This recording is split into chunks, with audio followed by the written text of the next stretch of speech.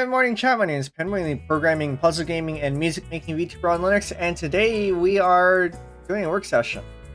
For anyone who's new to these things, these streams are mostly for productivity and not so much for entertainment, although maybe you will learn something. I don't really have a set list of things to do today. I have a vague idea of what we might do. But yeah, feel free to use this time to be productive yourself. But tonight, welcome in tracking heatsink. Yes. So for anyone who doesn't know, for my tracking, I use a phone for tracking, and it does warm up a fair amount. So I have a damp cloth behind it, and I took it with me elsewhere earlier this week because there was something that possibly have needed a similar setup, although we didn't end up needing it again. So I took it with me, and then I didn't put it back, put the cloth back when I came home. So now I don't know where it is. It's not in my bag. I gotta go find that. In the meantime, I'm just using my backup cloth because I do have one of those. So yeah, nothing's gonna explode today, hopefully. But it does mean that I do have to track down that other cloth, otherwise it's just... Okay, first thing on the list of things to do is to make timestamps for this stream, because I should have done this a long time ago. For anyone who wasn't in this stream, this was the Composing 101 stream with Fi the Neutrophil. Here.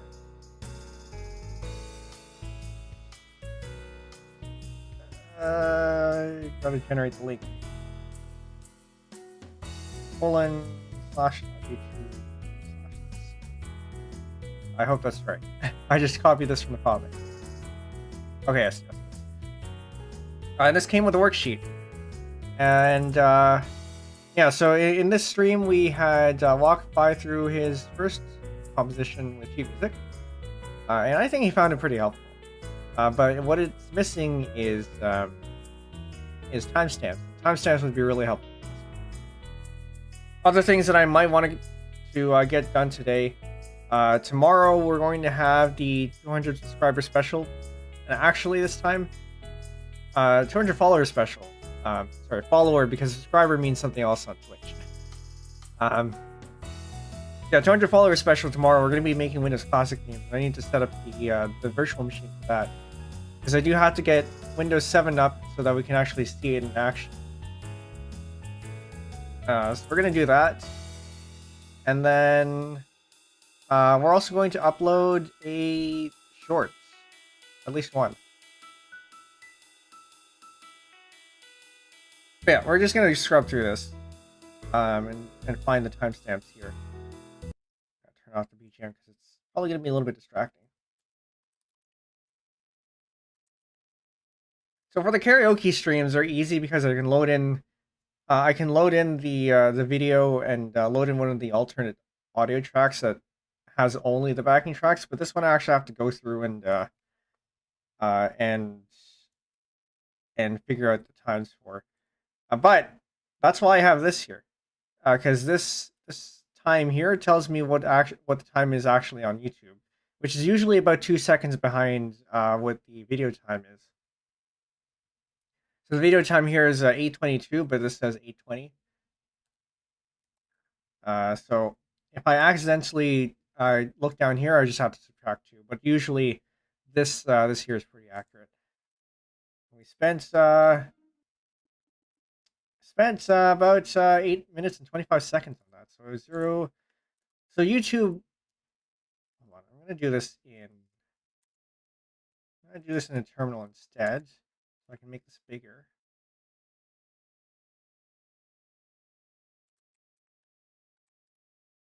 I'm sure there's a way to make GVim bigger. I just don't know the way to do it. It's something to do with set font. Window plugin edit file tools. Set font. Set font equals. Yeah, whatever. So yeah, we have this. YouTube always requires timestamp starting at zero at timestamp 0, and that we'll call as intro. And then at 8:25,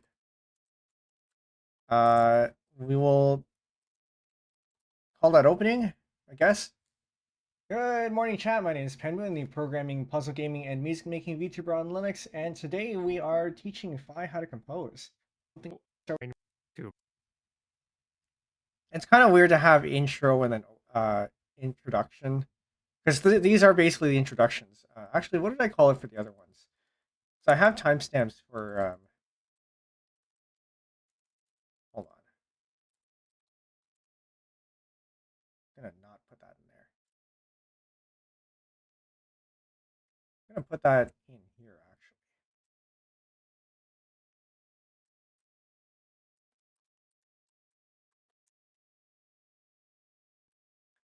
So look here, go to live, and then actually not going live. Oh, what was it called? The telephone.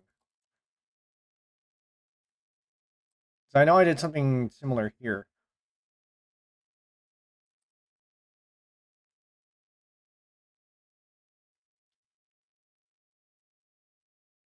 Never mind. Apparently I didn't timestamp this, so we should probably do that too. Okay, that's a problem.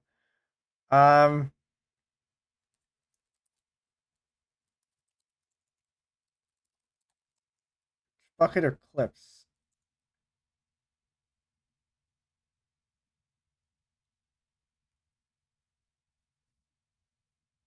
The supercut. Yeah. So we have chapters here: preview, intro. But this isn't quite it either. Okay, what stream did I do that had something similar? Trying to think. We're gonna look through here. There's got to be something around here. Did I timestamp the podcast? I should have. I said start. You know what? Start is a good word. Let's go with start. Start and introductions. And also, And his Wi-Fi. and then I'm actually going to open up Score 4, so we can get this this worksheet up, because I do want to if I can find it. The worksheet. There it is. So I do want to reference the sections that we have here. Maybe I should have numbered these actually. It would have been nice to do. Too late now. Okay.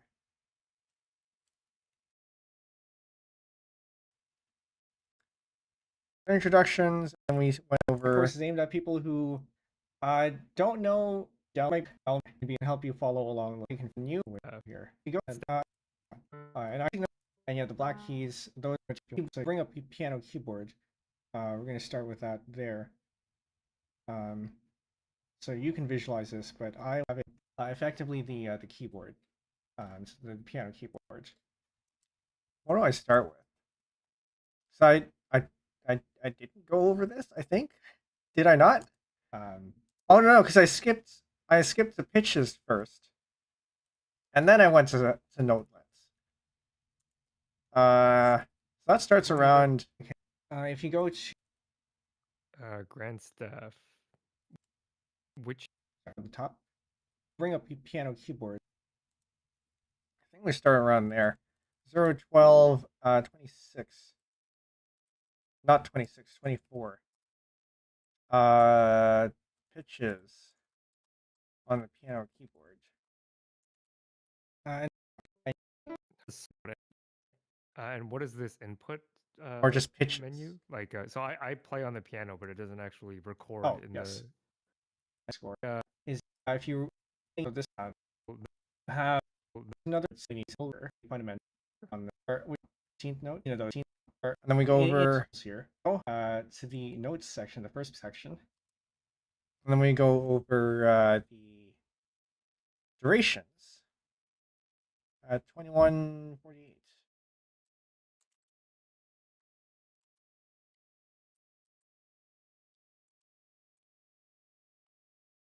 All right, welcome in, Scales. Yes, sorry you have a whole note in the Yeah, group on but when we cover time it is a signatures. little- Actually, I Time probably don't need notes. to touch on that because we're looking at this.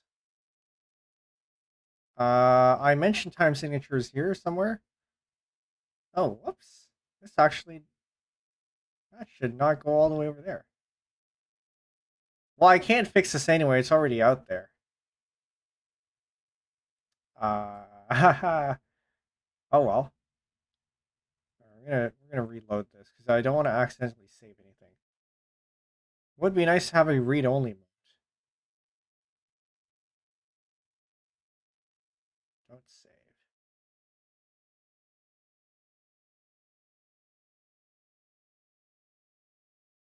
I swear I fixed that. No, maybe not fixed, but I swear I looked at that before publishing it. Oh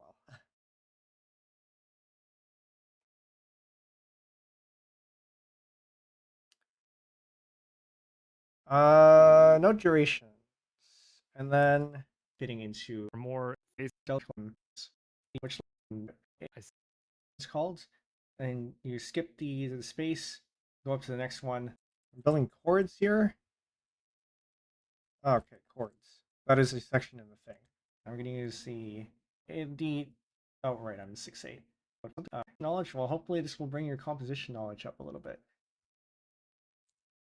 Okay. So moving on. We aren't limited to just single notes played at once. We can also do multiple notes played at once. You know what would help actually if I had a transcript. YouTube does have the transcript around. I can look at that. Hold on, I sent the link here. I can just go directly to that. That's what that's for. And then transcript should be around here somewhere. Show transcript. Should. Well, that's interesting. I don't think I've ever seen that before. Let's see. Heat. I guess that's what YouTube thinks the violins are or the strings are. Interesting. Multiple notes. So that's 3355, which we're already at. Displays on the gap between notation knowledge and my composition knowledge. Well, hopefully this will bring your composition knowledge up a little bit. We're gonna say 3350. Okay. So moving on. We aren't limited to just single notes played at once. We can also do multiple notes played at once. So you may have heard of something called a chord. Okay, so that's chords. And then we go over exercise. Oh man, what happened to the layout here? Did I export this to PDF? I swear it wasn't like this. Exercise A.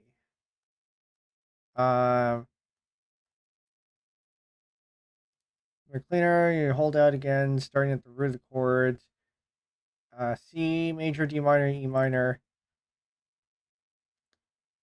A lot of this stuff is probably not necessarily, not particularly necessary, but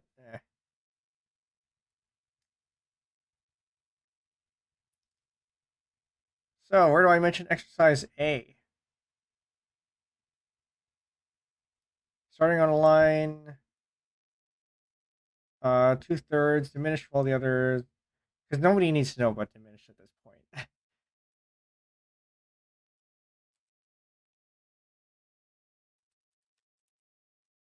So in exercise A, on the third page, you have the chords. 5630.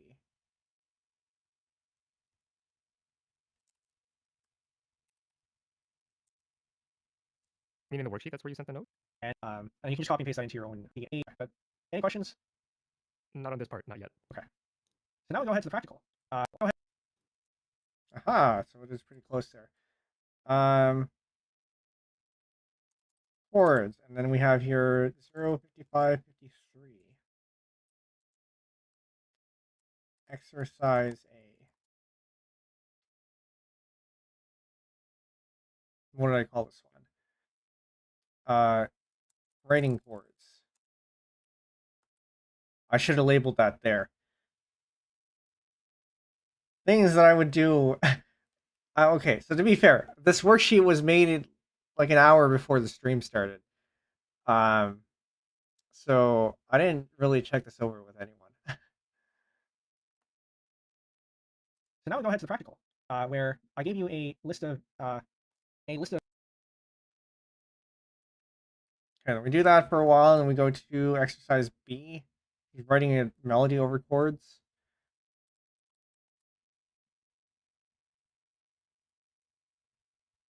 So B, exercise C is basically what does that mean? Exercise C. Move on to the next exercise. This is 1541. 1541. In that version. Yeah.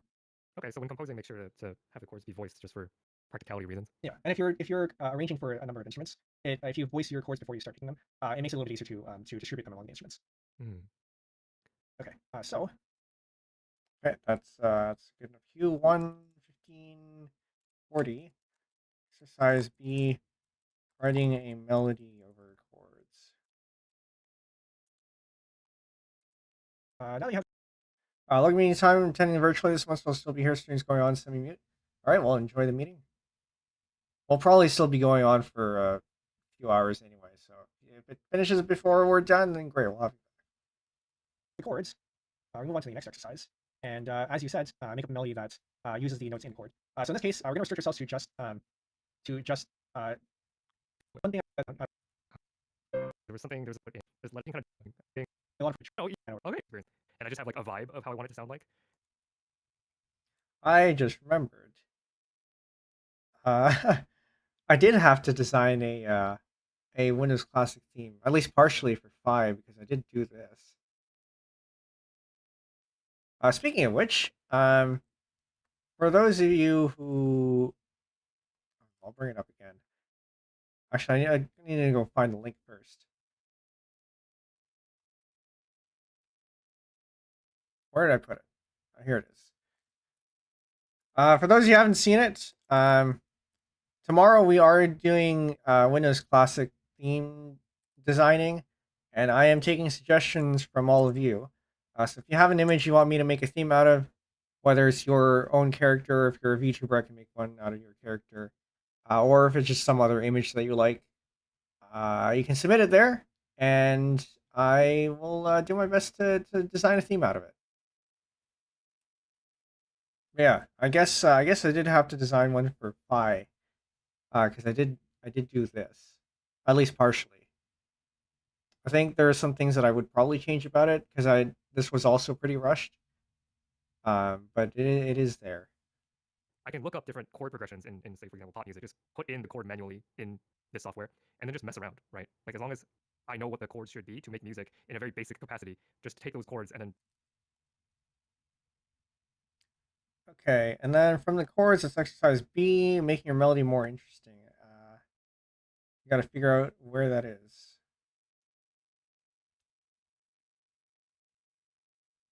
So on the worksheet, 11904.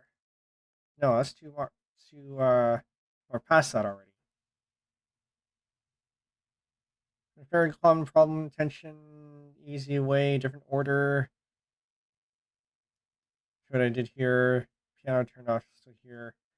Transpose, screen is still on. Just want to show you thing. So let's see, that's that one. What is that? 128.34. Have so this is C. That's 1. That's G. That's 5. Oh no, that's not canon D. Which one was it? I don't remember. For anyone who knows my pieces, which one's canon D? No, that's not it. Randomly mashing problems card. Along we're at exercise C. That is too far. All right. Well, we can figure that out. Actually, no. Exercise C. Yeah, exercise C is over there. 141.12. We can fill it in because we know that if it's between this and the exercise C, it has to be somewhere in between. 141. 12.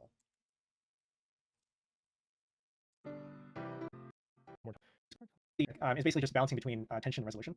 And the okay, how about a shot? Sure. So I think those are the two techniques I covered in this section. You want to give that a shot? sure. So let's see. This is So 138, 28, or 26 rather, is where we get exercise C.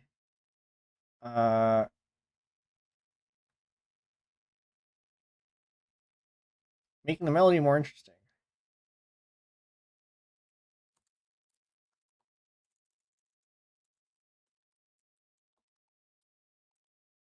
And so then somewhere in between that, we have the actual making your melody more interesting.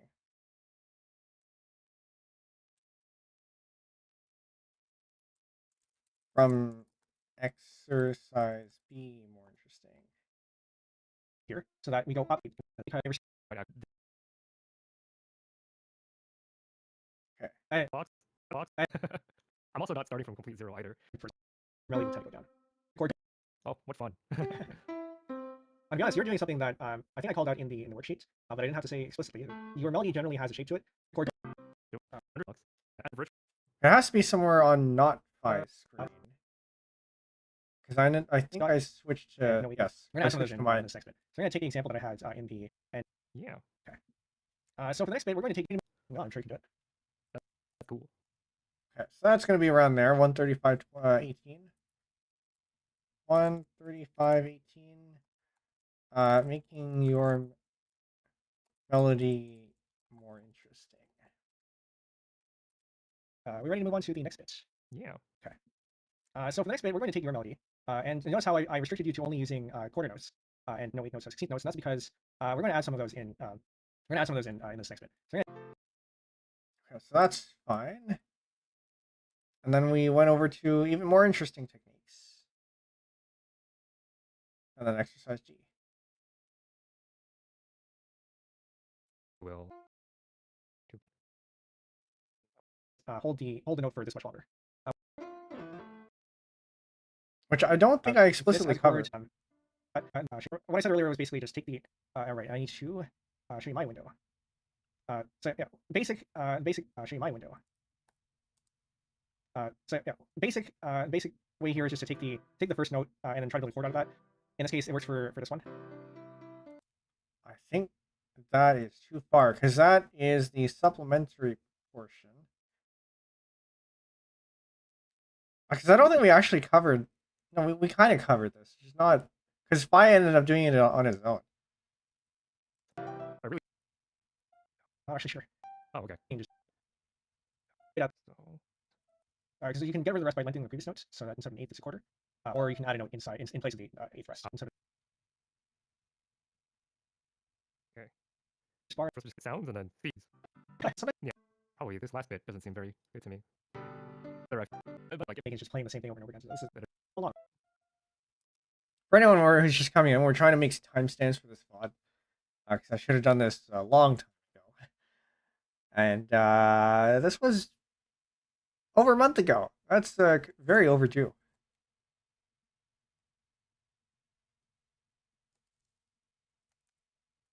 Trying to do here. You have a group of 4 notes. wait, 5/8. How much more economy do I have?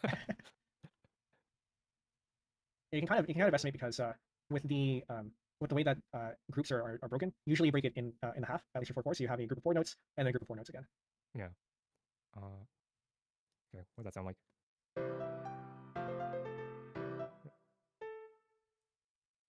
So this because this is accented, it drags into the next measure. It's like a sorry, continue.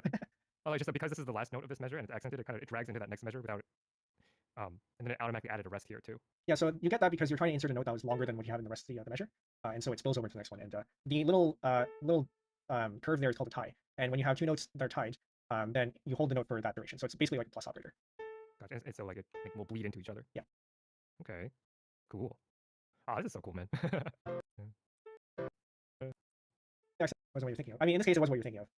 But sometimes accidental placements just work.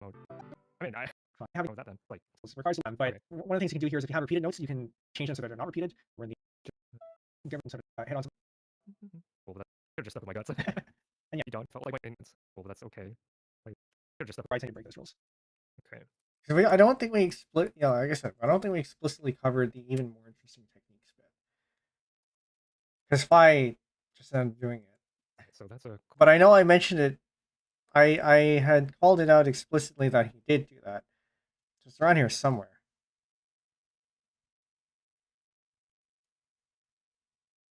Suspension.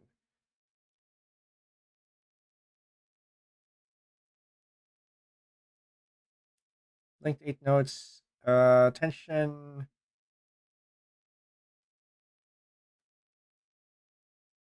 I actually hit on something a little bit later to come up, but there's a, okay, so around 150.21.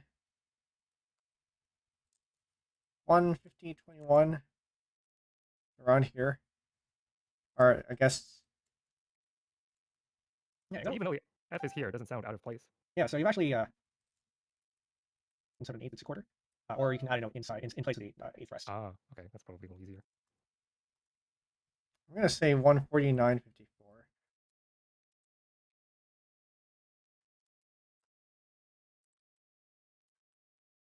Even more interesting techniques. Oh, okay.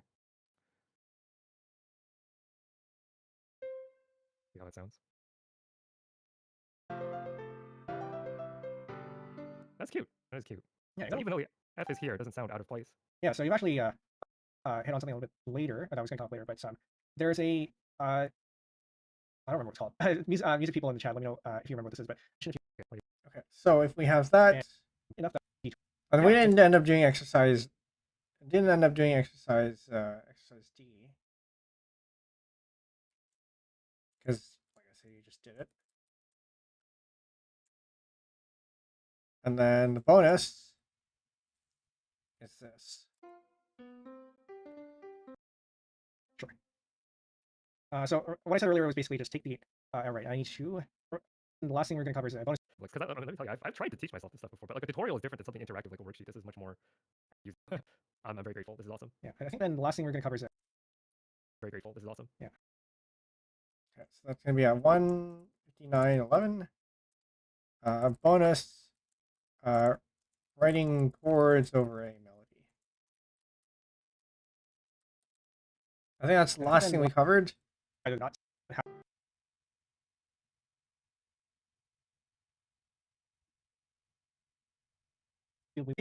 And as for me, I got closing words. There's more of them versus things that you could do, things that can be tried by a number of chords. So I just have to, could potentially be a thing, which I'm very grateful for. yeah, I think you absolutely have the tools, and importantly, you're going to go back to the first of the scale as but everything else, except perhaps for this one as well, would be in the. I'm excited to mess with this. Okay, okay. I say 2:19:45.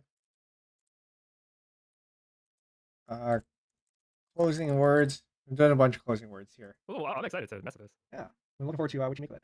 Yeah, only if it gets funded.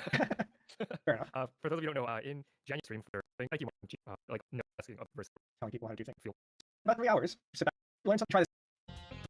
And then the outro. Okay. Bye. Bye. Okay, and we can do that there. 2:27:55.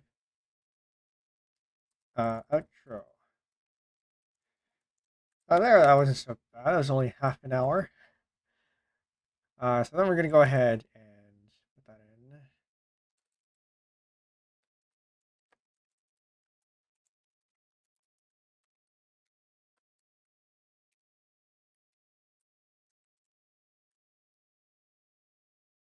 in. In the description.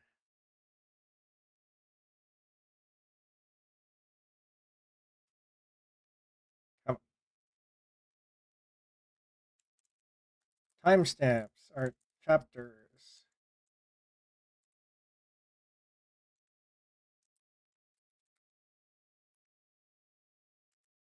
All right. Finally, after a month of not having done this, it's there now.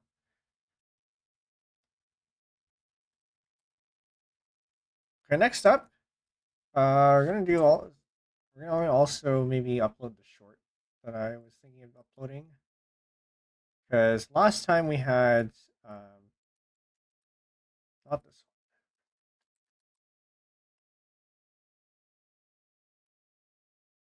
one. A lot. No, this is the wrong account.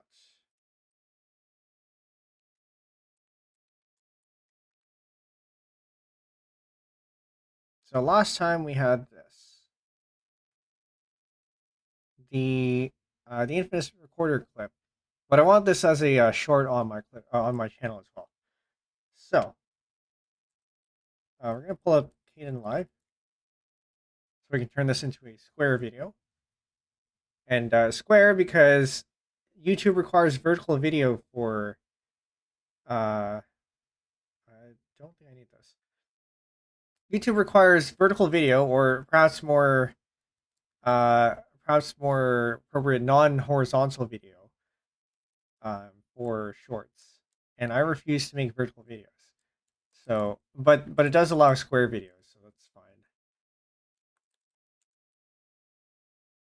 Okay, so the question then is, where did I put this? I think I put this over here.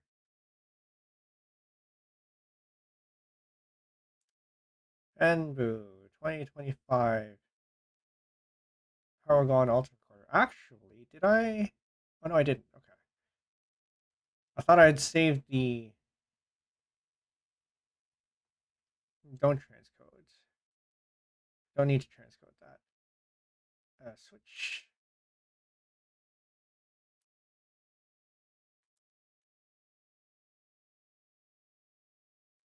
I don't need both of these.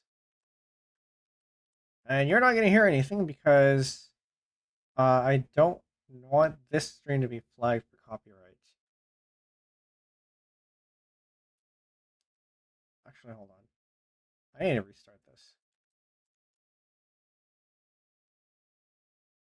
Yes, this is not how I need. I need to set the project. I need to set the project first.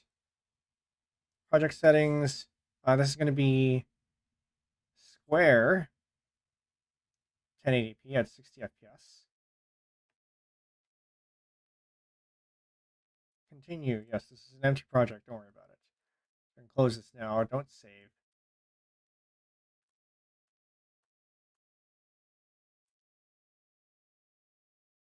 And then we turn this on.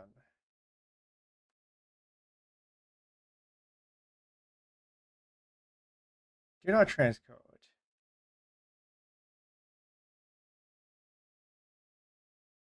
Don't switch it, because I specifically said not to. I specifically set it to square. Actually, we don't need this one anymore either. Save that maybe for later, if necessary. So now we have this, and then I need to edge crop. I think it was one of these ones. Automatic center crop, but not this. So center balance is going to be this. But I can crop a little bit more. Maybe not from the top, maybe from the bottom, and a little bit on the left. So it's also square, like 109, 109.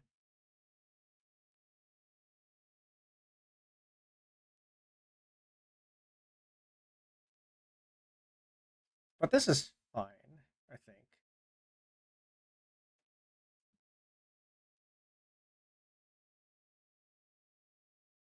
But also I need to crop. Actually, no. Shorts can be longer than a minute now. So this is actually within time.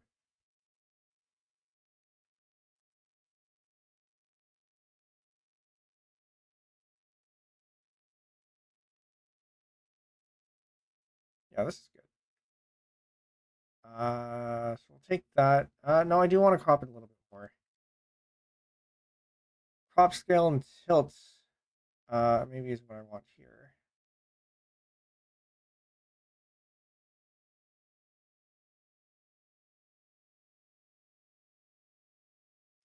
I updated and things are breaking. That is not.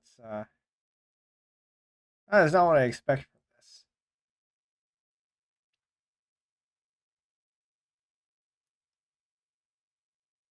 No, it wasn't crop scale and tilt. It was something else. Transform? Transform. Turn on edge crop, because I want that. And then crop off like 100 pixels from this.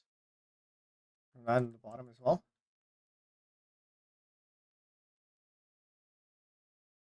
And then full size.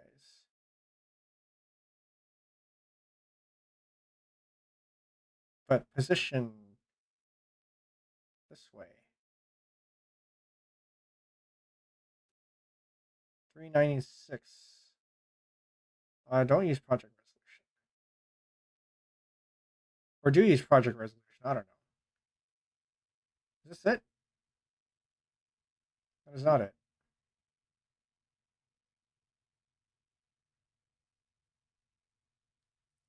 To be completely honest, I don't know what I'm looking at. What is this number?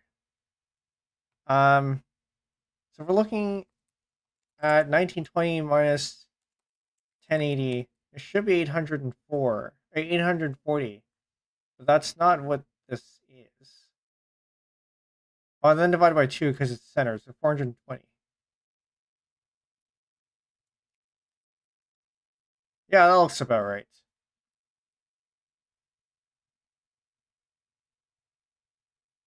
Okay.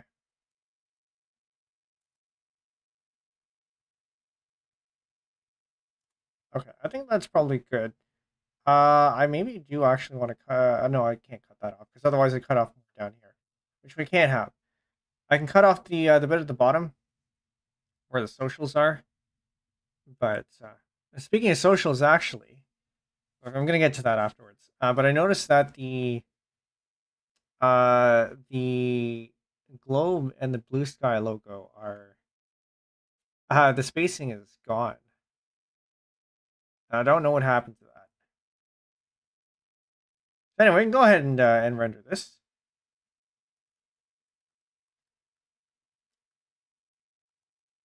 I'm gonna put this in the same folder that we had on here. So I guess we can fix that afterwards. My heart will go on alto recorder dot square dot mp4,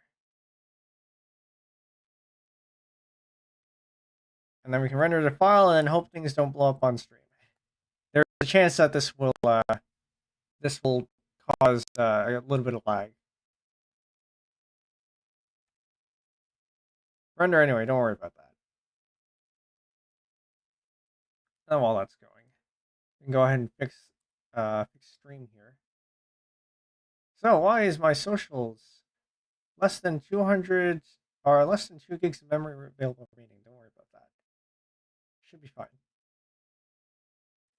I can probably kill something in Firefox though.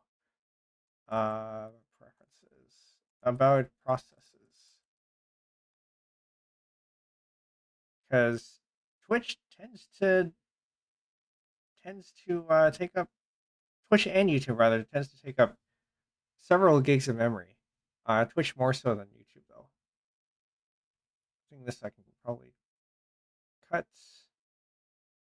I think I cut this one. I can cut this one. I cut this one. I should save on a bunch of memory. So yeah, that's gonna go. We'll leave that in the background. In the meantime, bring out OBS. Move this out of the way. Close this one now. Close this one. Close this one. Probably close this one too. I'll leave that one open. So here we have OBS. This is what I see. And here I have a socials stacked scene here, which has text. Now I have no idea why this is not spaced correctly, because it should be spaced correctly. That would be from here. We have a thing here. So this is some sort of space. I don't remember what. But it might actually be the character that has an issue.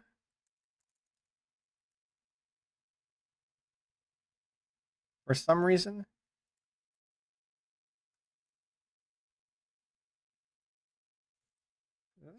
This is not a tab. Hold up.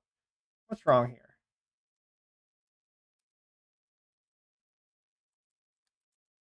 I will do that if I have to. But also it feels kind of wrong to have to.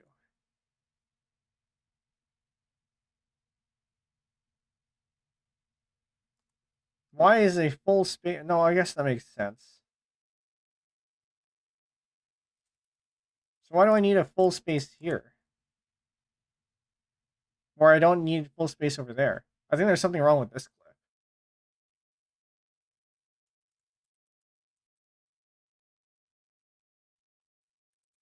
So there's a small chance I'm going to have to reset this afterwards.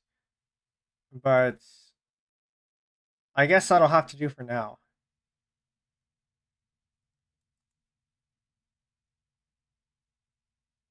Sure. Sure. Okay, whatever.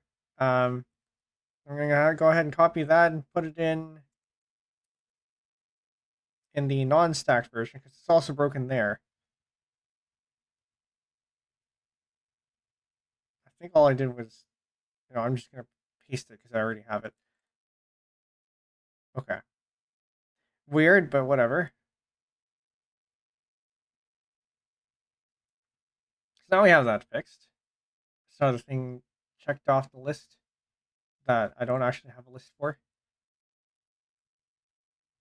Okay, so now that is done rendering, we can go ahead and upload this. YouTube.com Penbu VT. Create, upload.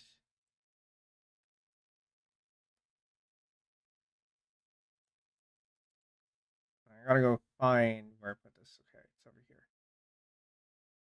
So with shorts, you don't have a way to we don't have a way to create a thumbnail just yet. So we can skip that for now. I can take this. I can reuse the content here, not verbatim because otherwise YouTube will probably flag it for reused content. iHeart will go on. Short alto recorder cover. Live alto recorder cover.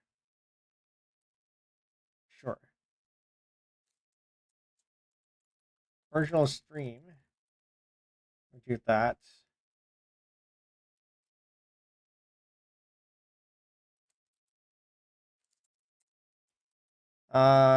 Played live on the Allos 509B Alto Recorder original stream. We have that. I can cut this. I usually don't have the Discord one on the shorts. We have that. You have the credits for the model still applicable. Music is not applicable here. The overlay is. The emotes are not.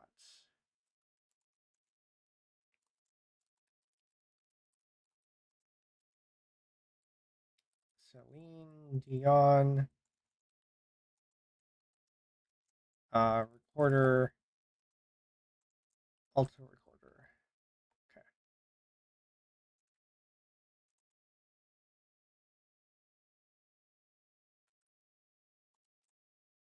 Okay. Titanic song. Okay. And then this goes into shorts. Music performance. I don't have one for shorts. I guess it goes into music performance. No, not made for kids. Not alter content. I really don't like putting tags.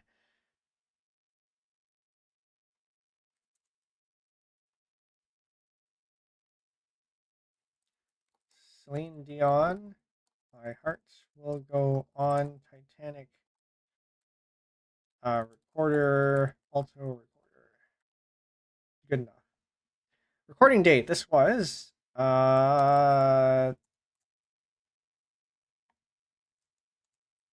when was this?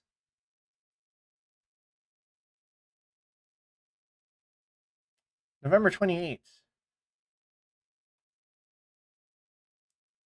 That was then. Okay. Standard YouTube license, sure. I'm surprised it didn't actually pick that up. Betting, published subscription feeds. Yes, yes, yes. Okay. Ad related video. We are going to put this one in.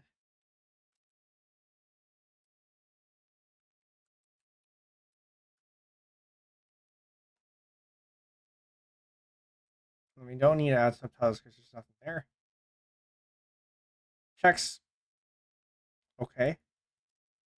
Which is interesting because I think this one got flagged. Oh, it didn't get flagged. Okay, this one didn't get flagged either. Let me go public.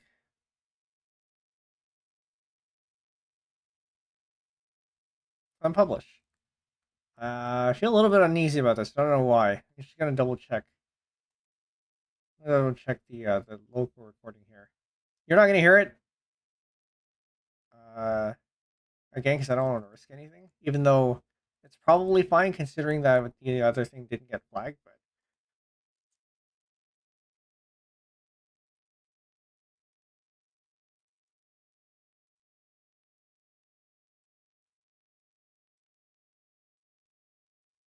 yeah, this one's fine. I'll go ahead and publish that. I wanted to make sure that this was out ahead of the Automtone stream on Friday, because I don't know, music and people bringing in people who are interested in music to the music stream would be a good thing to do. So yeah, this is on Friday. It's gonna be the Christmas Automaton karaoke. Last year, this is the third Christmas on this channel. Last year we didn't have an Automaton karaoke because I didn't have time to prepare. And so we went with a winged melodica karaoke instead, which I don't think went too well. But we do have an automaton one this time. Okay, so that's that. How did this one do? How well did this one do? Not too well. But I'm not surprised because I don't really push this channel very much.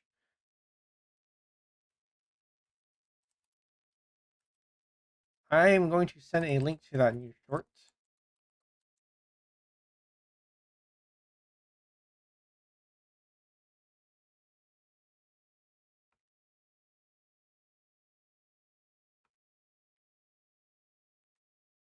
So I could go check that out. That is over there.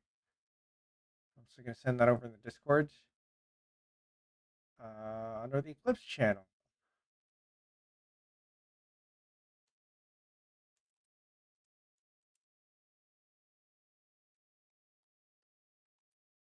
Okay. And if you want to see this one too, that is here, the full size.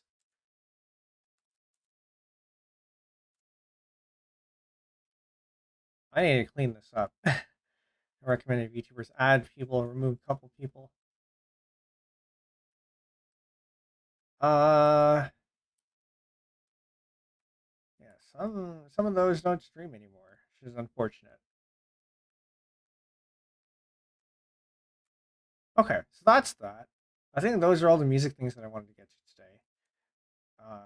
And we haven't even hit an hour yet. Virtual box. So tomorrow, like I said, we have the 200 follower special. We're gonna work in Windows 7, sort of. We're going to work partially in Windows 7. I had a Microsoft used to what was it? Microsoft used to, can I have the audio working in here? It's gotta be a way to do that. I had that before.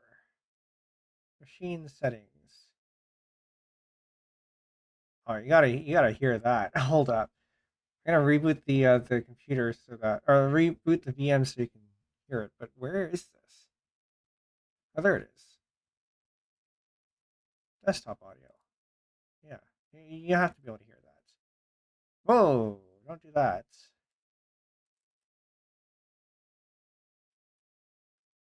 So yeah, we have Windows 7 here. This is a home network.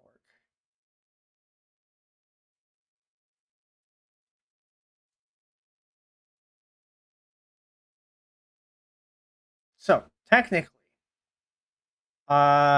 you're only supposed to be using this for evaluate or for testing out Internet Explorer. But modern IE virtual machines use evaluation version of Windows, therefore time limited. You can find a link to the full license on the desktop. Which is this an RTF? Oh, this is an RTF. We can go read that.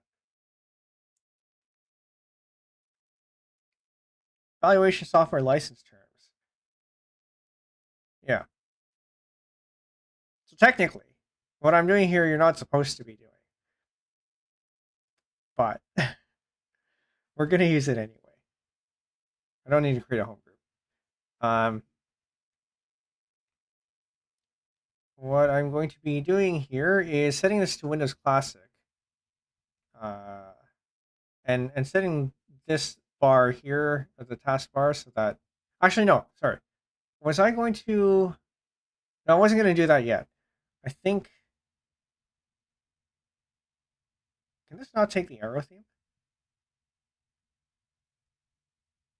I don't think this has enough power to do the full arrow theme. All right. I think that's in the settings somewhere. Because it would be nice to have that. I already have the settings up somewhere. Display. Features. Share clipboard. Don't do that. Disk encryption. Don't do that. Processor acceleration. Per virtualization interface legacy. Probably not do that.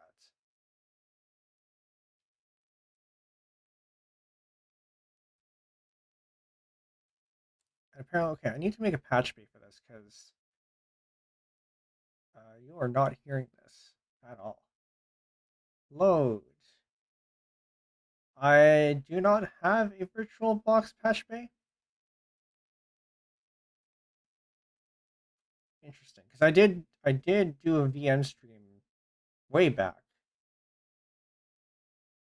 But okay, we'll make a new one. Do not. So add in one for virtual Pipewire, also VirtualBox.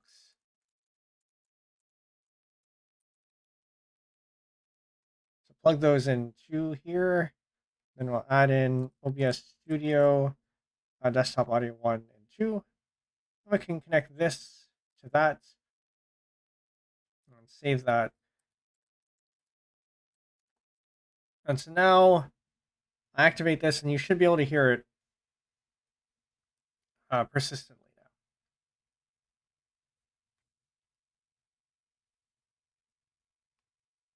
Under the machine folders, I'm going to add a shared folder here so I can actually move stuff between this VM and the outside world. I'm going to do that under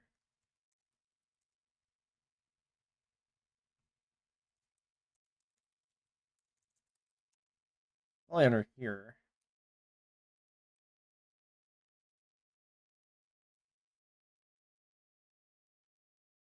Make machine permanence.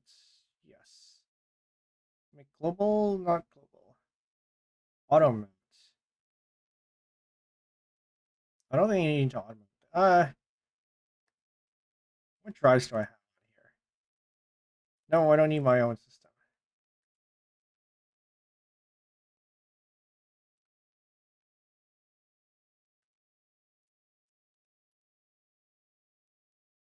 Okay, I think E drive is free. So I'm gonna try that. I don't know if that does work, but maybe it does.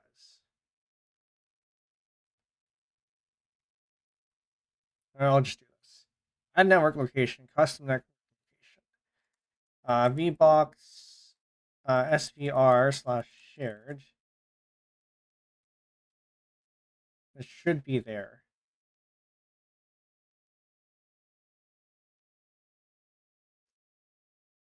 Sure.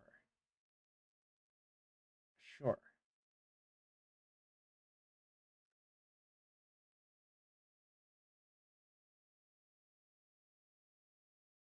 Cannot access it. Probably because okay. Does this exist to begin with? Because it might not. Reload settings, sure. Attached to. Well, this is actually a little bit concerning. Why is this attached to the NAT? Because it should not be attached to the NAT. Hold on. That means I'm attached to the network. I can't do that. I want the host only adapter.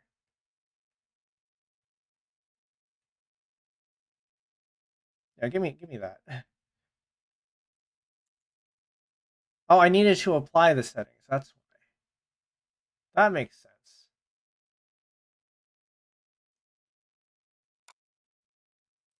Okay, so that's the thing now. Now I have that. The folder is empty because I didn't have anything in there. We need to install Pale Moon because this is not going to start up. This is Internet Explorer 11.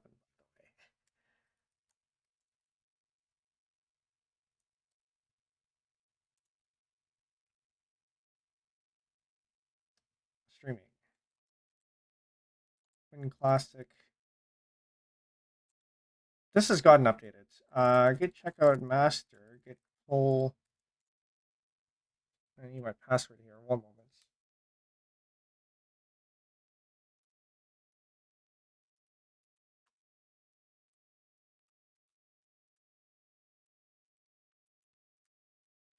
Because I have the password on a completely separate machine. So now I can copy this here to the VM. And let's hope that it can take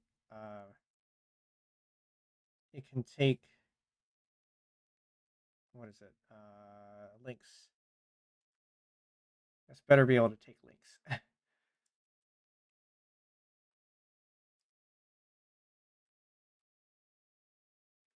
Oh, it can. Very good. So, problem. The Windows Classic Theme Designer does not actually work in 1911. As much as that was a design goal, it doesn't work. In part because this uses what was it? CSS variables, but also, oh wait, this is old. This is old. Hold up, that's not what that looks like anymore. Allow linking title bar colors for Windows 95 style title bars. Wait a minute. That's not correct. I swear he updated this the other day.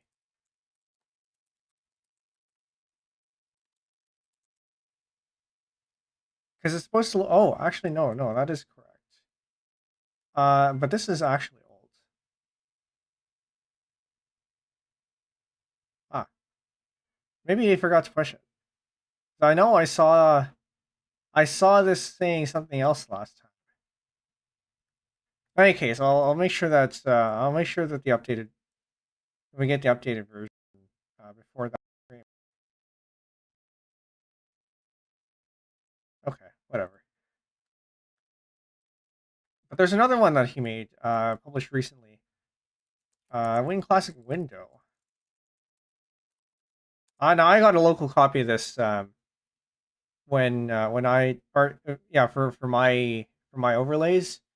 But tPenguinLTG has gotten around to fixing this up so that it's usable for the general public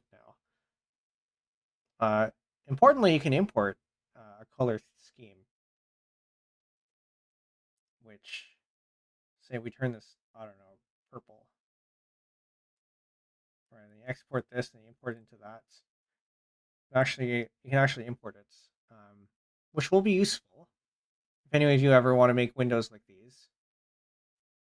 So that's this tool here. We're going to be using this Windows Classic Theme Designer. And then I can point you to the Windows Classic window generator as well, if you ever want to make windows out of them. But yeah, if you remember from a few streams ago, we had made changes to this so that we have the undo and redo buttons now. Wait a minute. Get remote. Do I actually only have origin? Is that correct? No, not this one. This one. View source on GitHub. Was there? Yeah, there was a thing here. Allow download the entire theme file. Okay. It's entirely possible that GH pages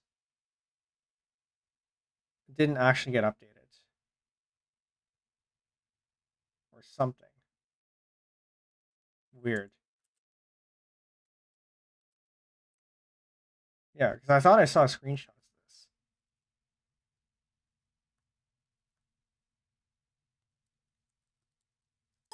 this. Git remote add upstream this. Let's see if we can pull anything from here. Because it doesn't really matter to me anyway if the stuff isn't hosted online, because I do need a local copy for this one. Git fetch upstream. Aha, so there are new stuff. Git git checkout upstream master. That's I think what I care about here. So now I can go ahead and copy that. Actually, it should already be copied. So if I refresh that and then refresh this, yeah. So now we have a thing here that allows us to download the theme, but it still isn't going to work because this is IE 11 and it doesn't support the things. So we need a browser that's actually capable of running this. Alternatively, we don't run this in here and then we just do everything in here, out here, which is probably going to be better, to be honest. So we can do everything out here, and then just not deal with anything in here. And we move everything over. We have a shared file and all that.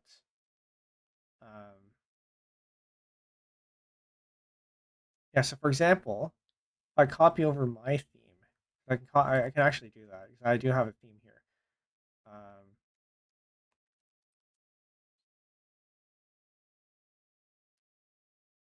Penbu theme copy.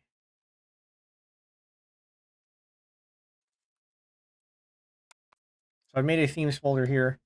I have this one here. Property. Can I custom? I'm trying to remember where everything is. Why is everything so hidden? Folder and search options. That's what it was. Show all the folders. Automatically expand to folder. Show hidden files and folders and display or don't hide file extensions. Yeah, don't worry about that. I use checkboxes. Okay, that should at least make things fairly sane. Actually, I don't want those on desktop. I want things to look a little bit cleaner. So I don't want the hidden system files. Maybe don't do that. Apply that. Yeah, that's just fine. And so, if I apply this theme, I can apply it by double clicking it. It should now take us to Windows Classic. Yeah, so this is what it would look like on Windows. Which Windows 7 needs a little bit of extra work to make this look a little bit better, but I think we will leave that for on stream because what you would want to do is to change this to a small taskbar and then do a couple other things. but we've at least proven that this works.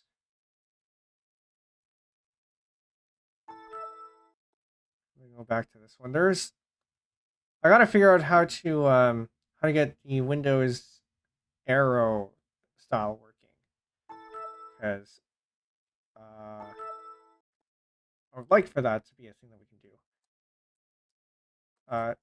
TG virtual box Windows 7 arrow enable. So I know there was a setting here that you had to enable. I don't remember what. Right, guest editions, direct 3D support. Because it's probably too old. Do I even have guest editions? I'm not sure I do.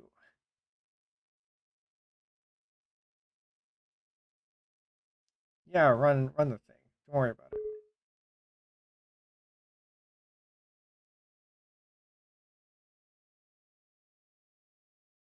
But I'm not sure. Do I even have the image? Is the other question.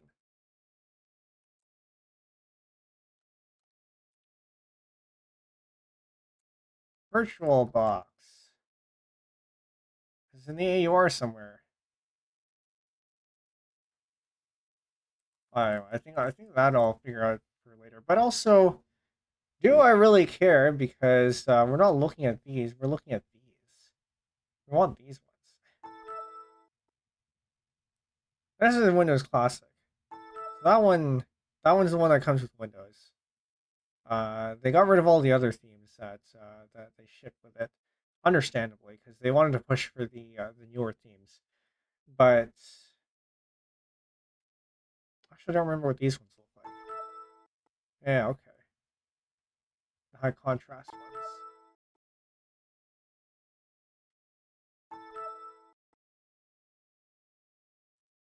Yeah, okay. 7 basic. I think we'll stick to basic for now. Just so we don't have this obnoxious Internet Explorer thing here. So we can do that. Maybe I'll figure out how to get arrow working so that it looks a little bit more conventional. Okay, so I think in that case that's probably covered. We got paint here for when I have to put previews on. And I do actually want screen resolution. I want this to be not this.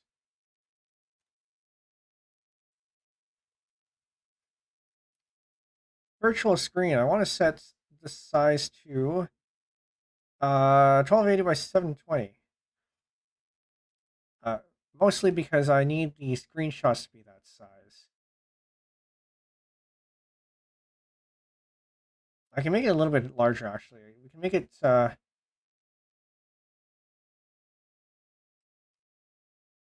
where are you? Virtual screen. We can make it 16 by 9, 16,900. Sorry, 1600 by 900. Make it a little bit bigger.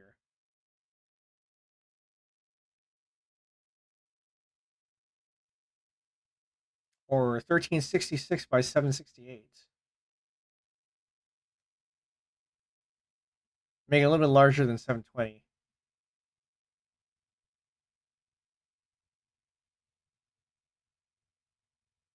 Because 720 is a little bit small. Or we can go 5.4. We can do 5.4 and have it be what is it?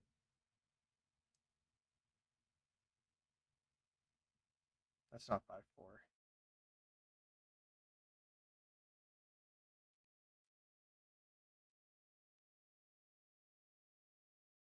1440 by 900, 1920 by 1200. That's larger than my screen. I can't have that.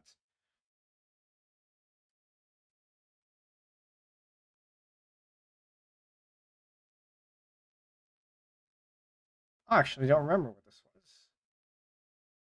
I mean, this looks fairly comfortable. What even is this? 1440 by 1440 by 900.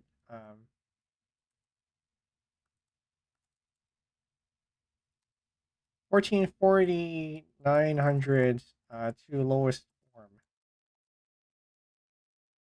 Or yeah, simplify Wolfram Alpha dot. I can probably just do this manually, but actually, hold on. 1440 900. I can estimate this. Yeah, okay, 1.6. 1.6 is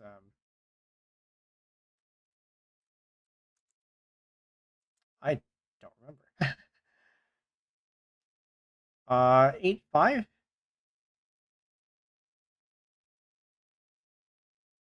Or I guess 3.2.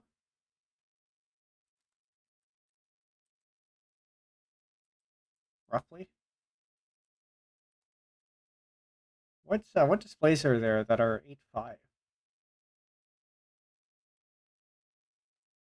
Oh, but I need this to be persistent. So if I make it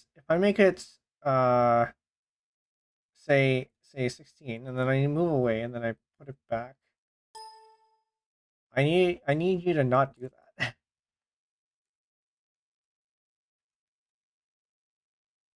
Okay, I'm gonna have to figure that out too, because I can't have this resizing every time we resize this window here.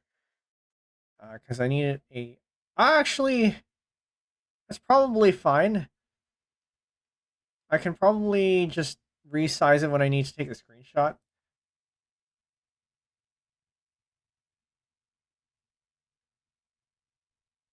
So let's say I do this. I set it to 720p.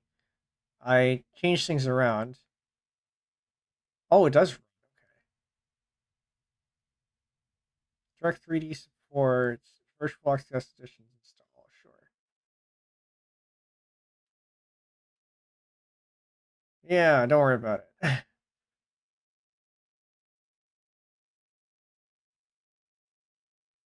Yeah, let's reboot now.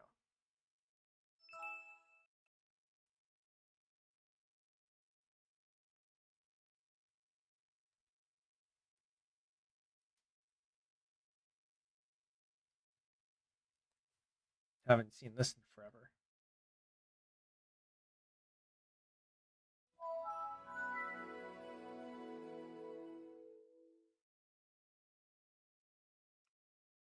But yeah, that's what it's supposed to look like.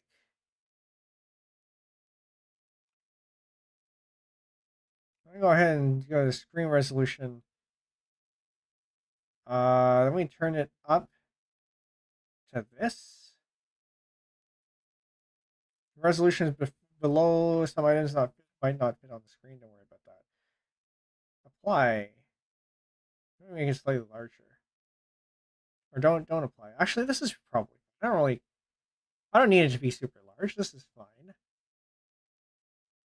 What size is this? 1024 by 768. Okay. Yeah, I mean that's what this size is anyway. That's what it was meant to have. And this is fine. But does this mean we can have this now? No. Okay, yeah. So well, I guess we'll have to figure out what to do with that one. We're not connecting this to the internet because I don't want this thing to update.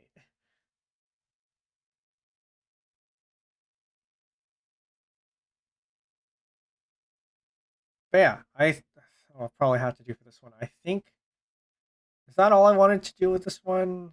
I can take away the shortcut here, because we're not going to want that. Yes, probably.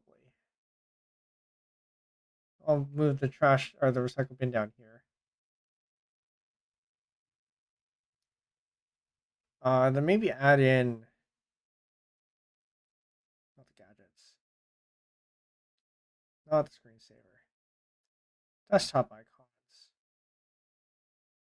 I didn't want to do that. Computer.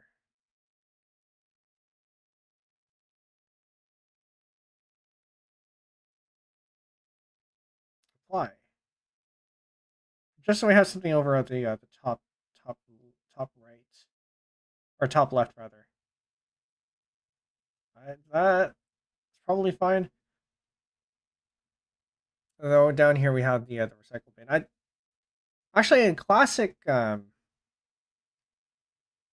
it? In classic screenshots, you don't. Do you tend to have my computer here? Maybe you do. Yeah, you know what? This is fine. That's fine. We'll have it at both sides here. Because then when we personalize, then we go to Windows Classic here.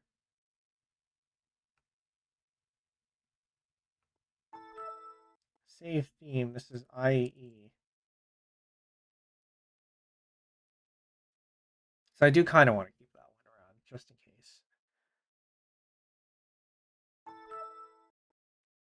Because then we have this, right?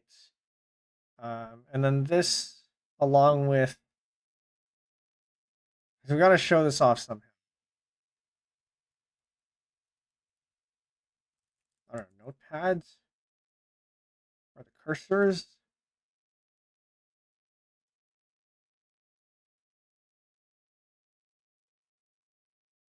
So we take, if we take, for example,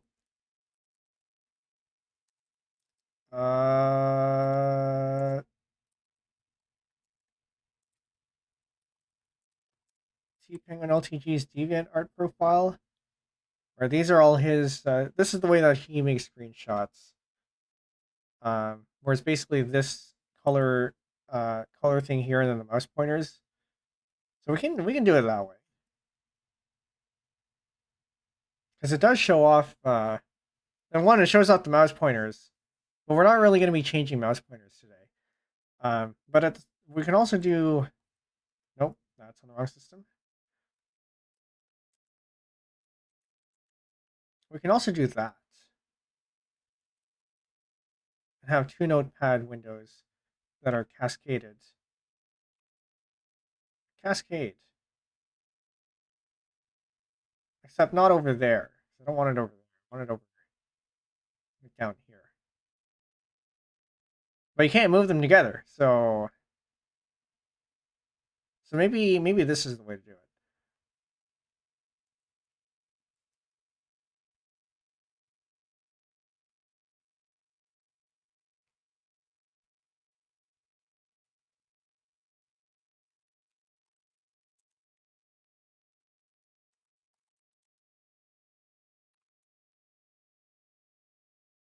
Yeah, so I guess it does just move that over there.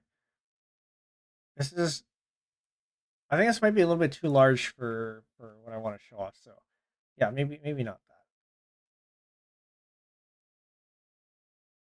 This feels like it could be what we want, because it does show off the two windows, and then we have all this over here too.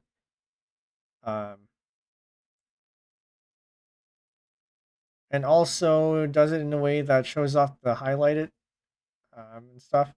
Like there's, I'll just say that maybe there's a reason why he did it this way.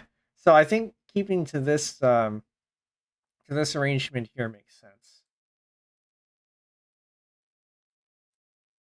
He does have all those icons over there, but I don't think we need all those icons. We just keep the other computer. So yeah, maybe this is good. I'm not gonna have any desktop wallpapers in themes, just because it's a little bit harder to do. So yeah, I think this will probably be how we're doing it.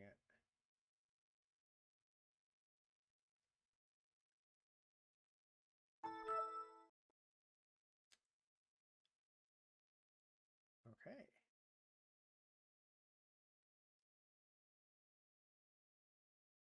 Yeah, we'll just have to figure out how to deal with that.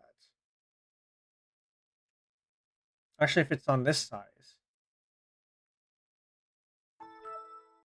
do I have enough space for everything?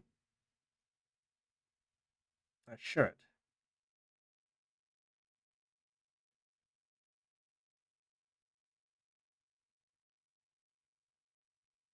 Yeah, I think that fits pretty comfortably. We have that. We'll make sure that the spacing here is precise. I think it's like 4 pixels or something. Yeah, roughly about 4 pixels, I think. So we'll make sure to do that. And just gotta not have it do that. Okay. We'll shut down the VM for now. That should work, and we should be able to get images out of that. And then we're just going to design our themes inside of here, or inside of here rather, or I guess using my local copy. Maybe I'll poke him to update this. I'm actually not sure why it isn't updated. Is it because we do have this, right? We would allow downloading the entire theme on GH pages, and it ran. So this doesn't make any sense to me. But okay, whatever.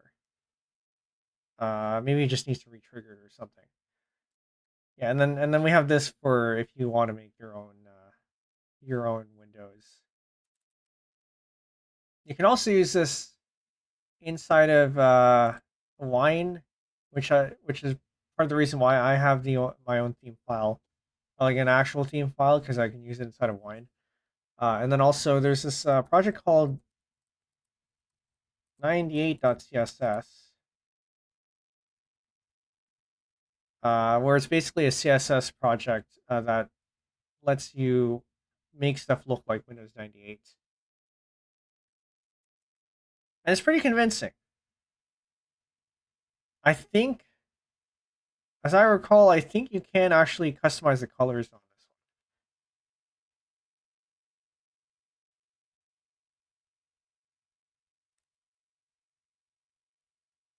Because there was theme? There was a thing on themes. My theme support. Don't wait for me. I think I might try picking this up. Oh, yeah, there's a pull request. Okay. I don't know whatever happened with this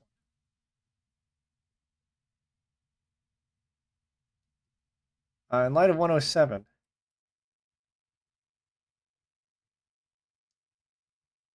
And 94. So yeah, who knows what happened with this one. So maybe you can't, maybe, no, hold up, wait a minute. Oh, that's not, can't be true. Because I know there were themes that were added in here. I think.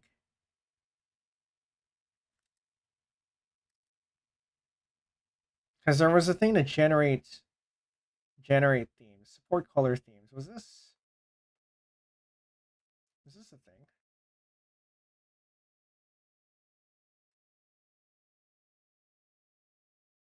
No, maybe it wasn't.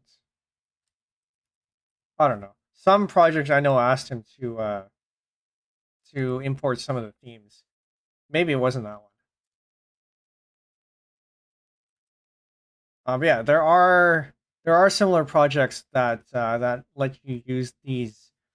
It lets you use the Windows 98 style, and you can adapt the color scheme to that if you want to. Thank you, Mario. I don't. Well, hold on. I feel like I'm missing context for that one.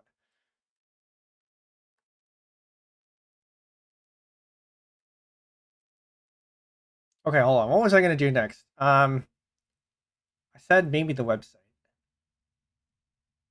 We can work on the website. But the issue discussion is another thread. Ah, yes. Okay, I get that. Okay. With that out of the way, I don't know what else we have on the website, but I know that we haven't moved to it yet, so there's got to be stuff that needs to be done here.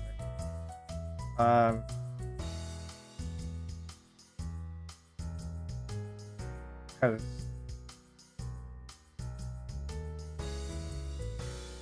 npm, what even is this? Npm dev, npm run dev. Assuming this even still works. I don't remember the last time I touched this.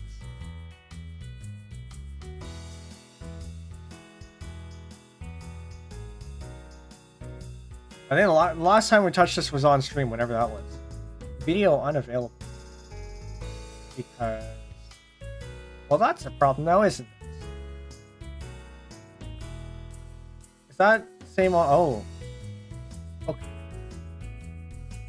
Now, is that a problem because I have Firefox doing stuff? Yes. Whatever that might be.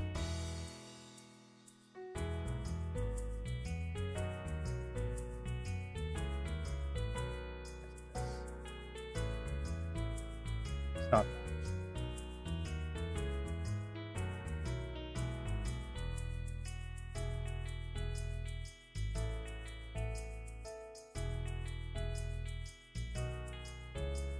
Oh, this is out of date. I have 2 pages that I... Okay. I need a font. I need a better font than this. Because this is, what, Deja Vu Sans? Yeah, Deja Vu Sans. And I need... It looks too generic. Because it's meant to look a little bit like Arial. But you can't be having that. Also, this header's too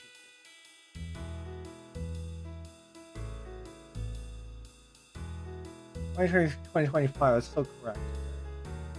Should be no space there. So let's fix all the minors. At least we can do that. And apparently I didn't even commit some of the stuff here. That's a schedule. Well, that's the title.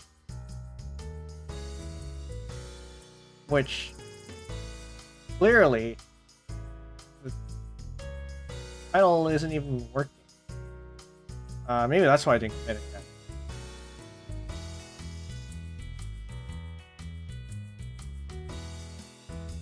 No, that's not one. Routes, schedule, footer, header, page, layouts.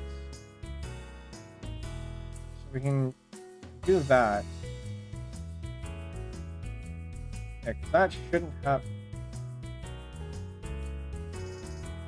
End dashes should not have when there are ranges. They shouldn't have. Yeah, they shouldn't have. I'm gonna be a little bit particular about this.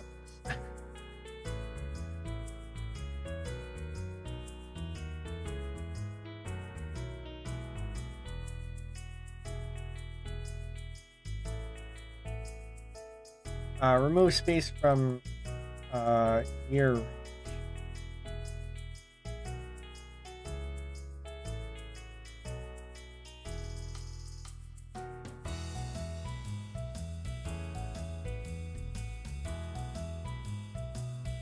So, where else do we go here?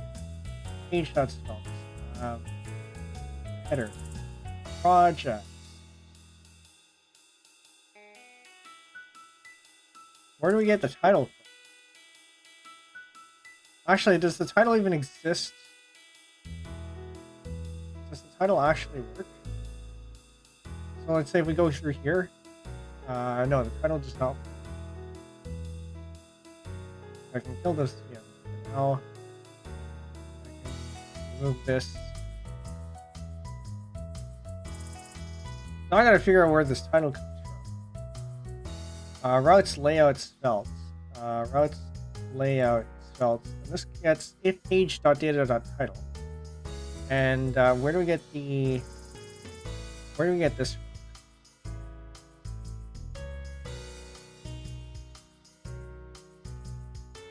from? Kit. And also, we're still on Svelte 4. I think I said I wanted to get us to a place where we can release first before moving it to Svelte 5, just to make sure that things are a little bit cleaner for the migration.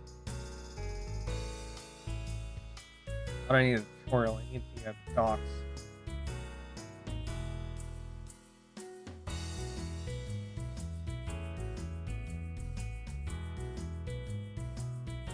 Loading data. Page data. Now sibling page.jsx exports the load function and return value of which is page via the data prop. Put it there. Legacy mode. Thank you for actually putting stuff in there. Actually, no, even that's not good. Spelled 4, you'd use export let data instead. That makes sense.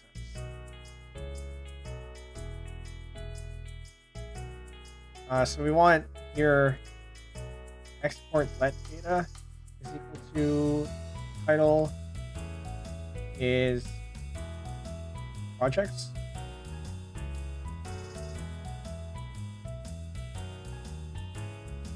That should give me a thing here. No. Did I save? If page.data.title. Let me do that. Otherwise we do that. Page has unused export property data. If it is for external reference only, please consider using export constant. Which, yes.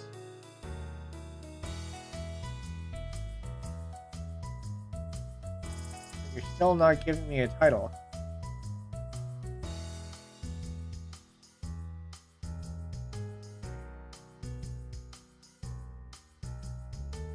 Under page.spelt, can have siblings page.js that exports the load function or return value which is available to the page via the data prop. Oh, right. Okay.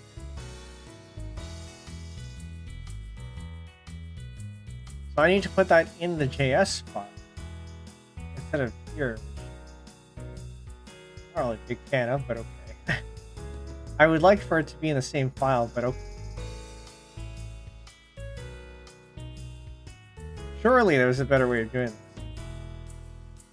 this. No, page.js.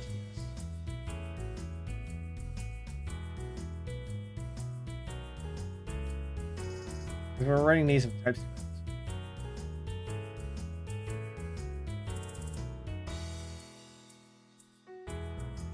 Export const load page loads types. Before 2.16,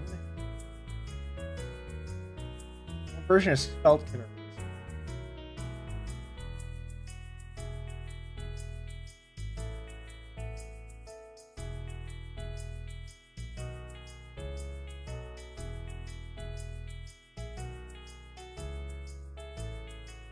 Svelte JS /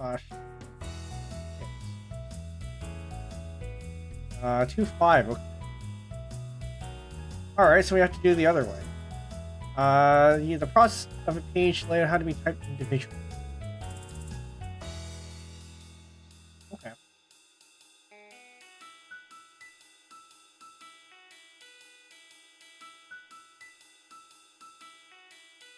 I'm going to hope that. Wait a minute. Do we even need that? We might not need that. We're just gonna do this. We're gonna export const data here, and then hope it just shows up. Or something. Because I need to have a load function.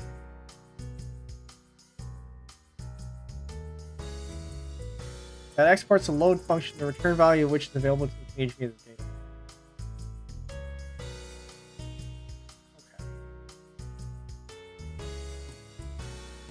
So what we actually need to do is export function load that we return this value here.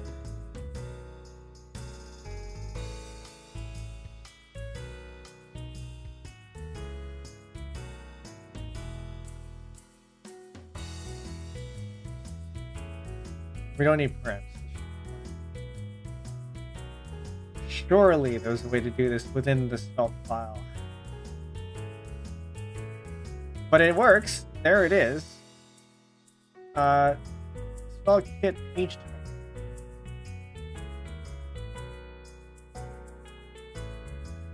Well, I guess we can do this. I guess we can do that. That's probably better. we do it in the spelt head title like that. Oh, but then we'd have to do this every time. But it's better than having to maybe we just have a we have to make title. Yeah, I think that's the way to do it. We have a make title utility function.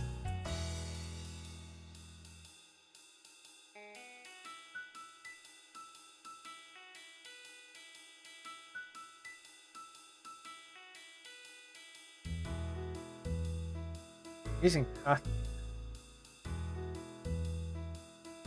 No, we don't want to use a path. I want the actual readable title.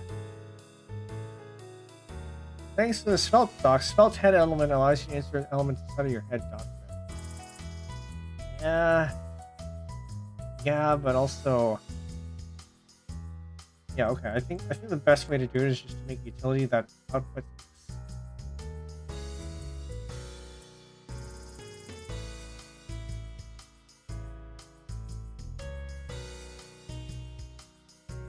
Title.ts. Function make title. And then we have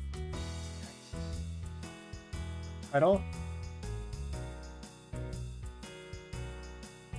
And then we do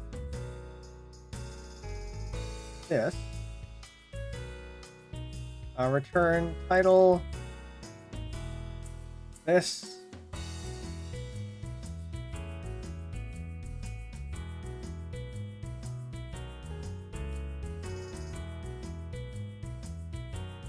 Or just this.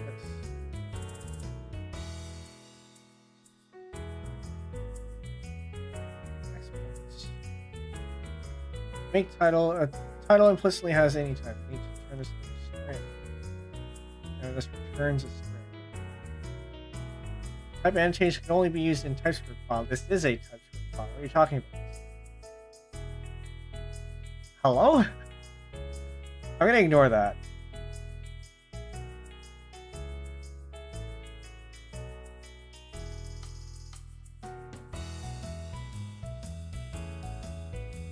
Import make title from lib/make title or title.ts. And then we're going to have svelte head.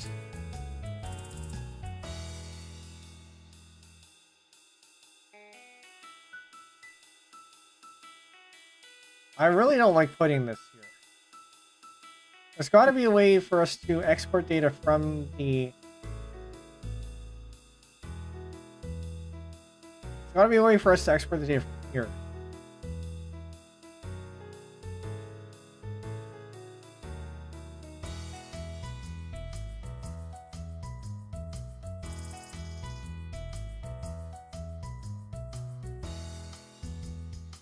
Then we have make title.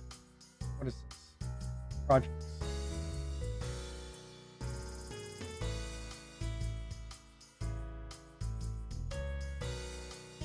Which then, if we remove this,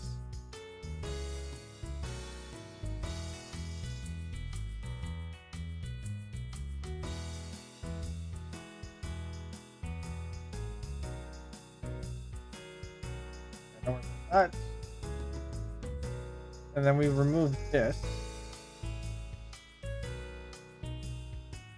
which I'm going to comment out because we don't actually have it checked into source control. So this should still work. Okay, that works.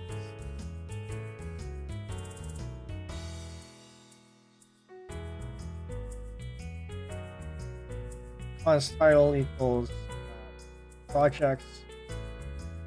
We can have it here. We have the title there. Title there. And then now that makes it so that we can change the title in one place and not have to do it once. Okay.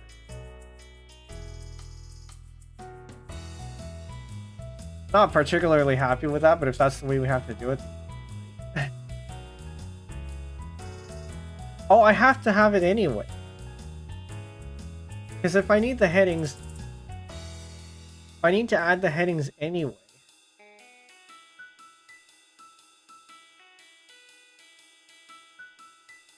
hold up.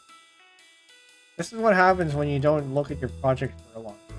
Forget that you've actually set things up in ways that actually make sense. Right, that's what we were doing before. We were working on table contents, which was this. And it was mostly working. Interesting. I don't remember doing this. Or I don't remember it working. But I guess it does work. This is a waste of space. That needs to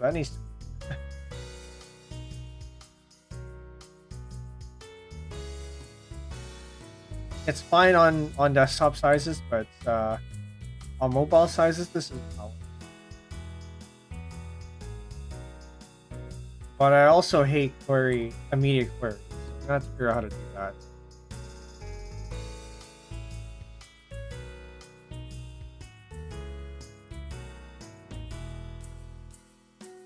Okay, so I guess that means we do have to keep this in, which means I do actually.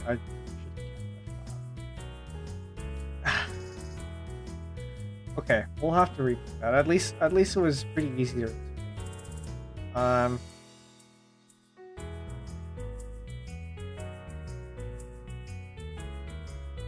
Page.ts,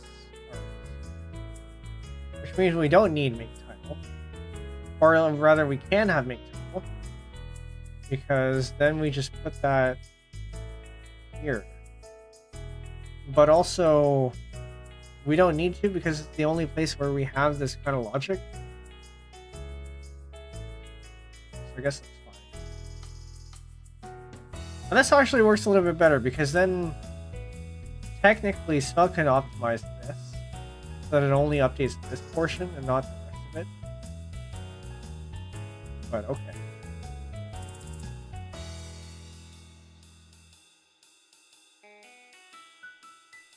Type annotation can only be used in type. I don't understand. Ale, what are you talking about? Why are you doing this? Remove headings because I don't think there's anything there. Except there is, because I have pages here, so I actually do want them. I don't actually do need this.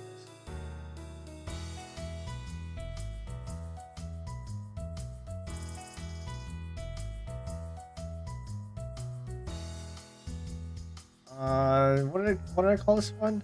Projects.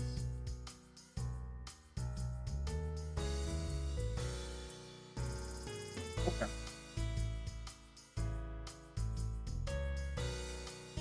And then that gets used as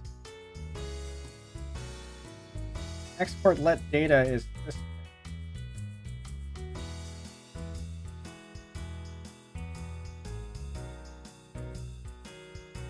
And I didn't even bother typing. Sure.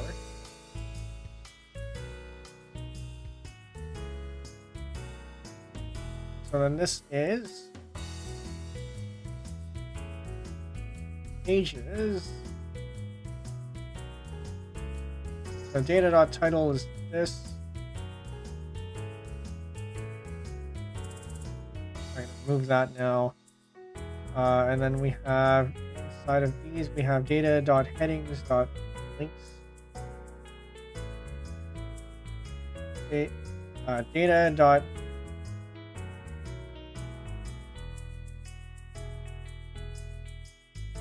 Heading dot pages dot ID, and then data dot headings dot pages dot text.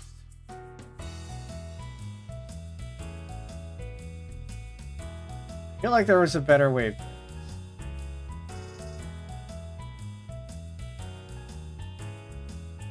Like there's a way you can do it so that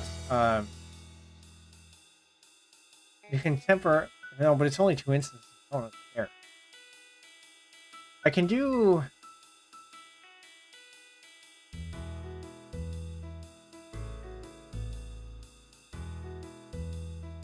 I can do this.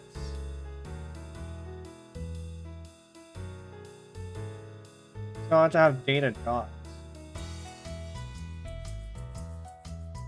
It's probably better.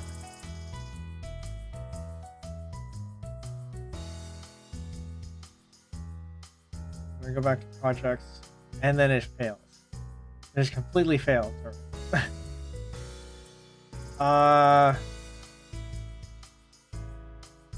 Right, because I can't do this. Because we're in Svelte 4, and you can't destructure a thing like that.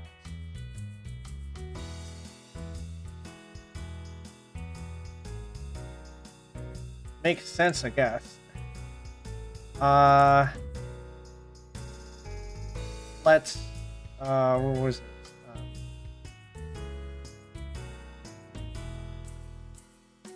Title, headings.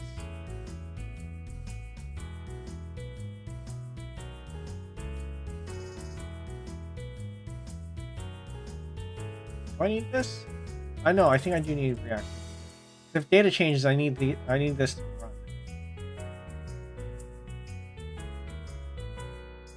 Keyword let is reserved. You're not wrong.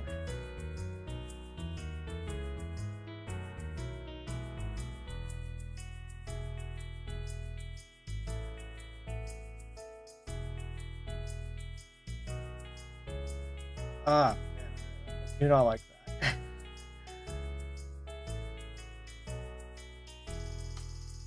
I could just not do that. I can just not. I can prefix everything with data and just. It's not like I have a whole lot of them anyway.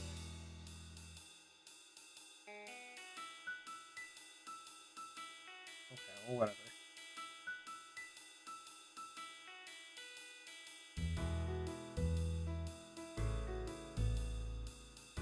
And then we give the same treatment to make it through, or yeah.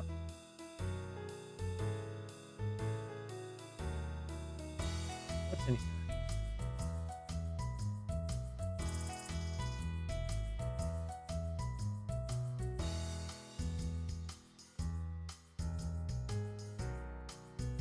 Yeah, we can give the same treatment to this.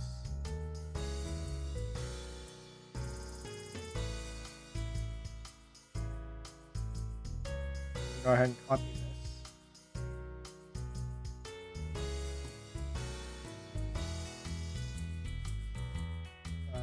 This is make it through original composition. We have headings and we're going to copy the h.ts from here. It's going to be the same thing.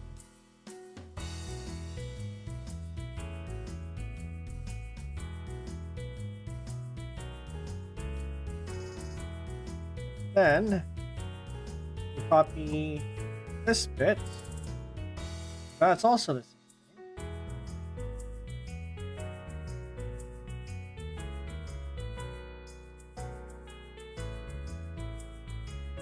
It's going to be data.title. We have the headings.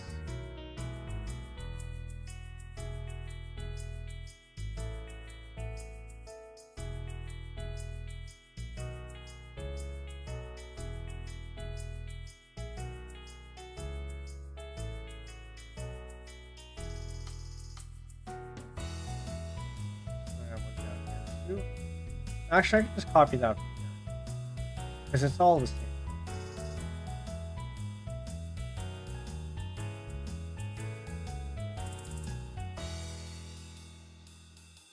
That's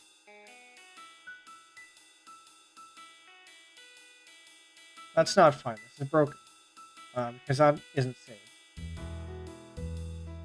Okay, that's a start. That's all there now. I need to find a better font because I do use Deja Vu Sans up here at the in the window titles, but that doesn't mean it's a good text font. The original website uses Pura Code, I think it is, or Fira Sans, which is Mozilla's font. It's not bad,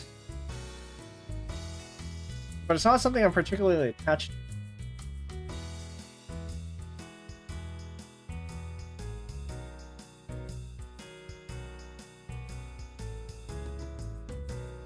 I don't know. I don't really have I don't really have much of an attachment. It's fine.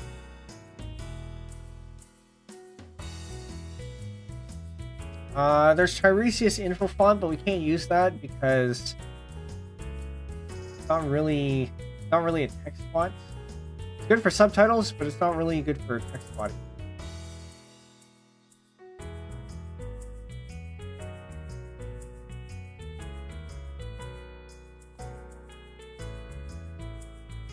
There was another one like this.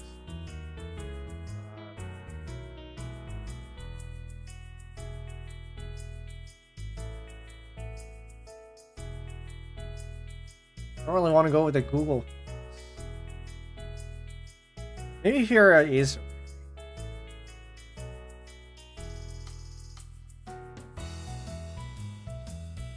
Okay, so none of these are really. None of these are really jumping out at me.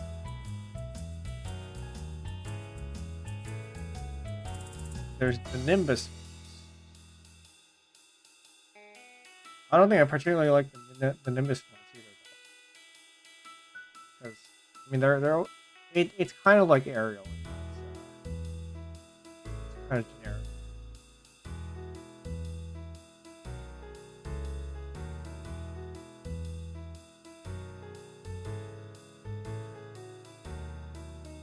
I don't know. I'll have to think. Because on the one hand, Deja Vu Sans is part of the palette. On the other hand, it doesn't. It's the curse of having the default font, or default looking font. Might be a good font by itself, but I don't know. The role that it's served, or that it's placed in, often. It's like, what is it? Like Comic Sans. Like Comic Sans, if it weren't so overused, it might have been or Papyrus. Those two fonts get hated on. Some of it for good reasons. Some of it is because of how people use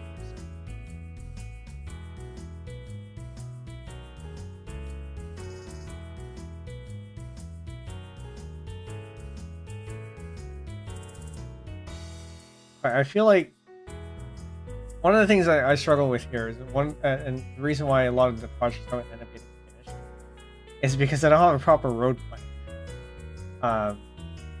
Meeting over. Well, congratulations. Hope it went well. I don't have a proper plan for these things. I just have a bit of a nebulous idea of what needs to be done, but I don't have a concrete plan of getting it. Because I like, for example, if we compare these two, actually, I don't know why this is so large. Why is it so large? Oh, because it's zoomed in. All right, if we compare these two, like, sure, great.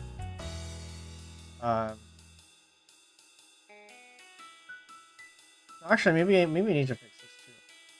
Maybe it doesn't make sense for this to scroll, does it? Whatever. And then there's the schedule.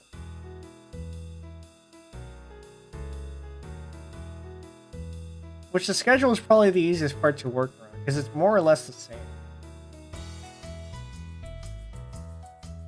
Yeah, we haven't updated this in quite a while. Yeah, I haven't. I don't think I've made any major improvements in this schedule. We need to.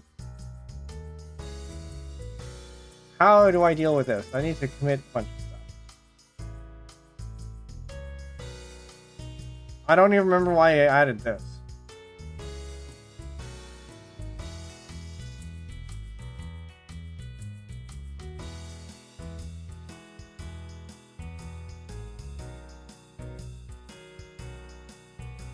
Target yes 2017.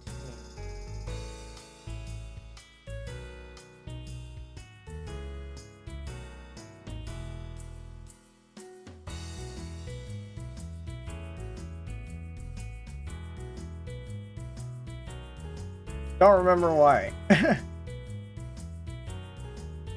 But it's there. It was probably from some sort of it was probably some sort of recommendation somewhere. So at least I can come back to this. And if I come back to this and look at the commit message, I can see that I also did not know why I did this. So for unknown reasons, I continue my Katari reverse engineering project. Are you talking about the game? I don't think I've heard of this.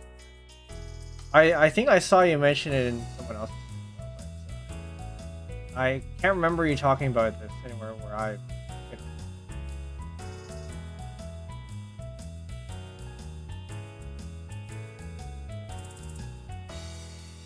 Or are there anywhere any of my spaces, I should say. Okay, so what do we actually do here? We added titles and headings to a bunch of places.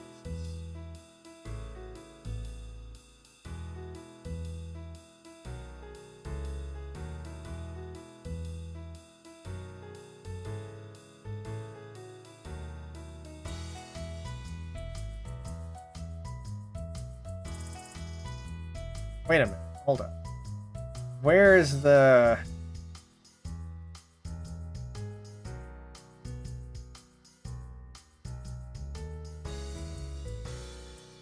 Where is this? Where did I put that? Nav header. Not nav header. Content container.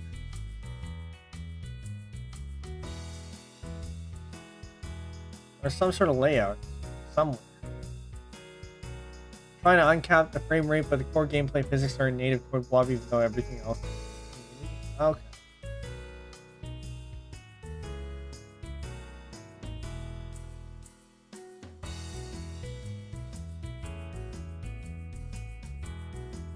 Was it in here? It was not in here. It's under footer header, layout. Aha. Okay. Nav header, content container, table of contents. Why is this not a main? It should probably be a main.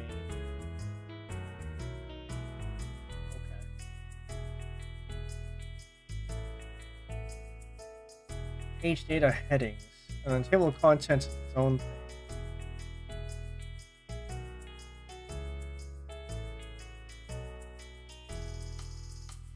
I don't have the stealth finding anywhere. Okay. Live nav header, or not nav header.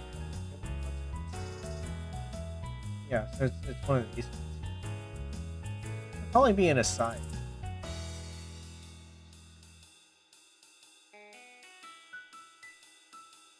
Part of me wants to switch to Stealth 5 right now. Because runes are slightly nicer to work with than having to do this everywhere.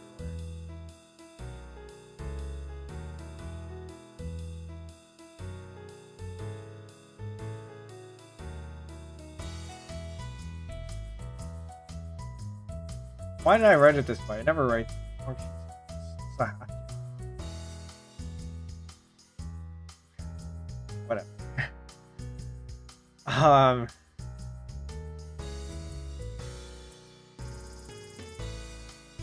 What am I doing here? Yeah, I was looking at this. I was looking at that. Trying to style things, but also I was committing stuff.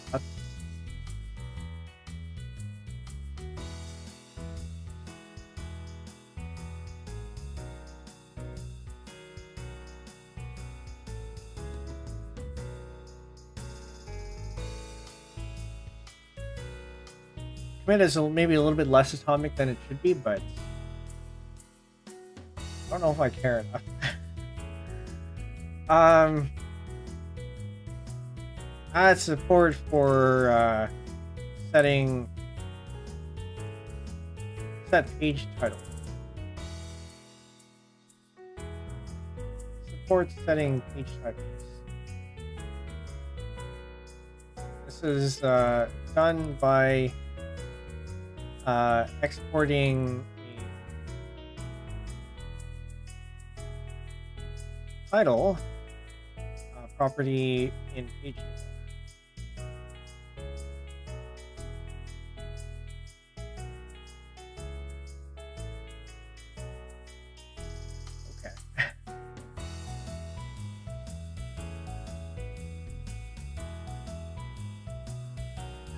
And then do we just write more stuff? I do have more pages here that do need to get ported over.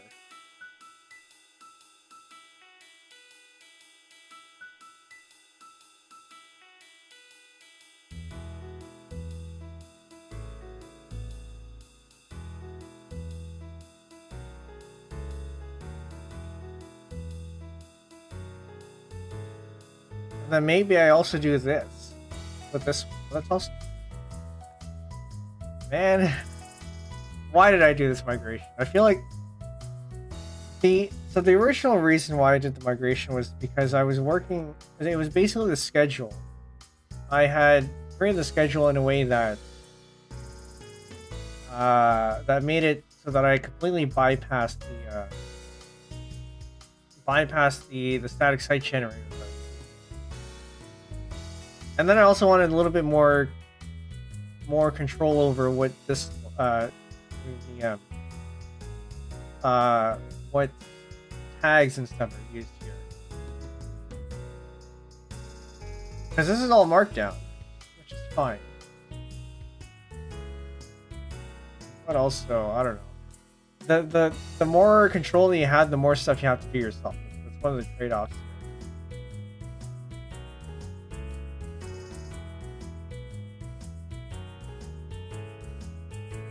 Maybe we leave this. We keep putting this off. Yeah, I think I need to think through what we actually need to do here before we continue. Okay.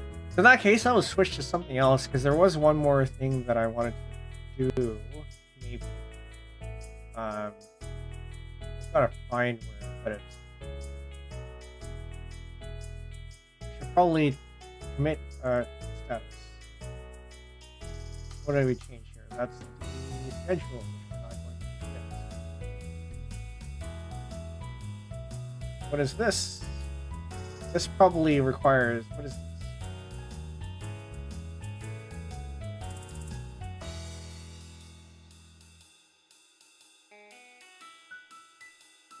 Yes, yeah, that's actually important.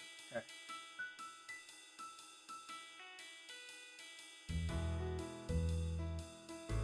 And then we also need this one. And then we put that in the same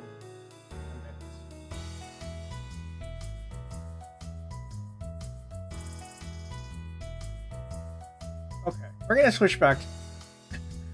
I think I do need a little bit more planning before we continue on the website. It's a little bit too nebulous right now. I'm trying to pull up Audacity.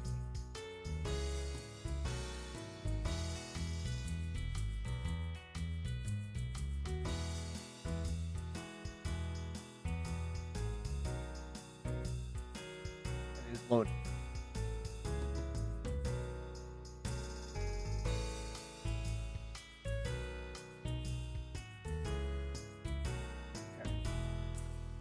I just gotta figure out which ones I have done here.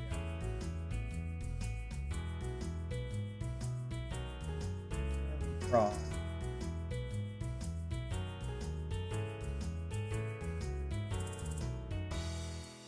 Improv. This one. Yes. And then I need to remember which one has just the piano in it. One more.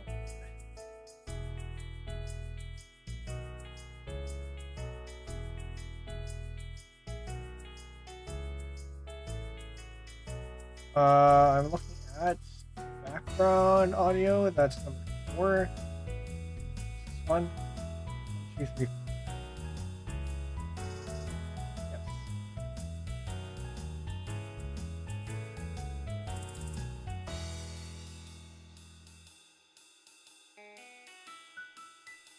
Now I'm going to switch the patch bay so I can hear Audacity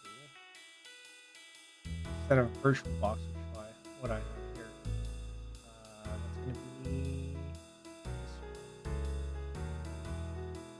I hope this works. It's loading. It'll get there.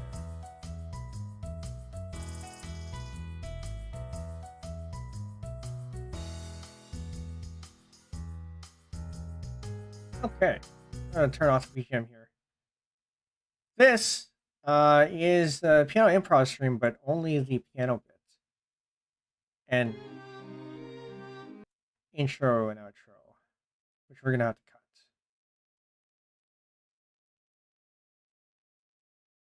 cut. So one of the things I want to eventually make available is condensed versions of the piano improv streams without all the talking and stuff.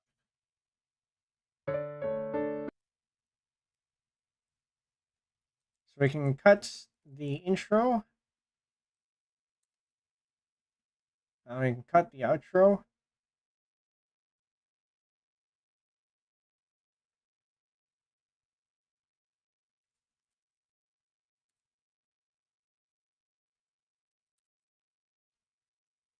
And then see if there's anything in the middle, because I don't think I did an intermission in this one.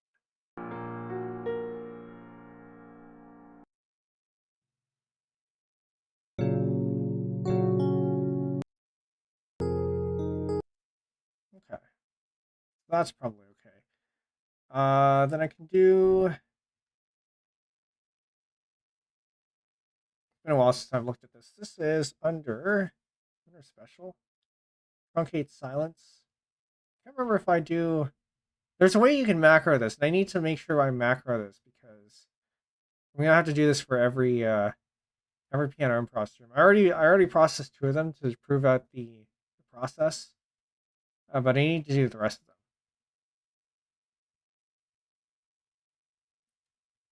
Don't like I remember where this is.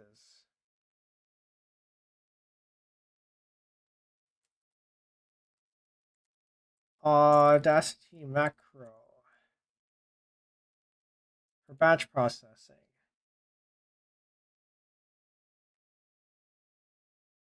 Apply macro to files, how to access macro tools, macro manager. Aha.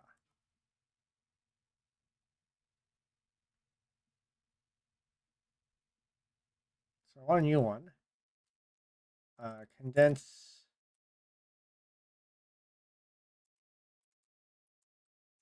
piano improv. So we're going to insert. Is that it? Is that all you can do here? Surely not. Oh, that's okay. It's all of those. All right, fine. We're looking at. I think I want truncate silence.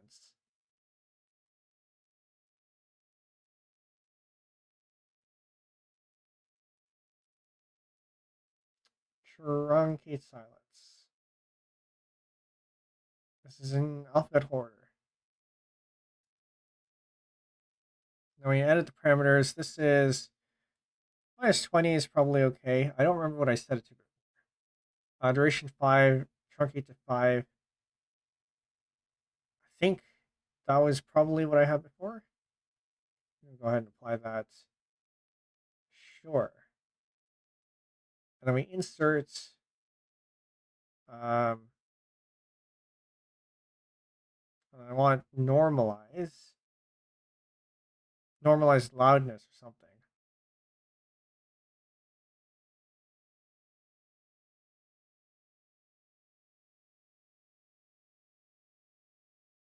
I don't remember what it's called. Loudness normalization, that's what it was.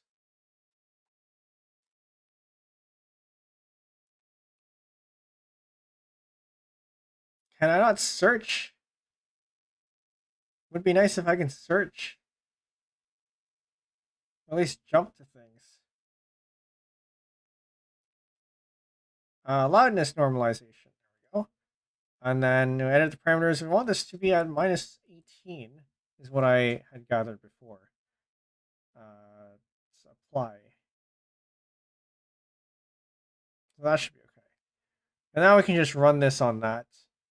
But to give you a sense of what this should cancel, save. To give you a sense of what this should be doing. So if we do this, we so notice how we have a bunch of silences here. This is all parts where I'm talking. Right, so this is basically a minute and a half of silence, roughly. Or just about like a minute of silence or so. And so we can do the truncate silence thing, where I don't remember where this is. Oh, there it is. Truncate silence. We leave 5 seconds. It shrinks it all down to 5 seconds.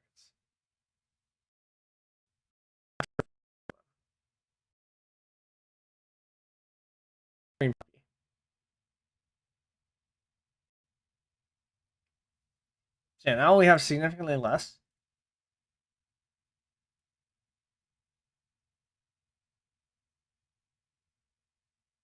And we do want to trim the silence at the beginning, so we'll probably cut that as well.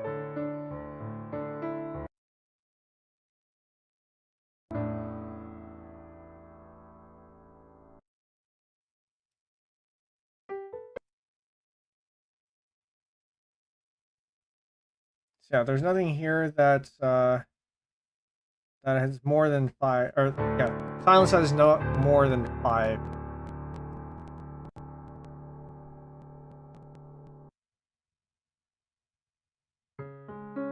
I do wonder if 5 seconds is not.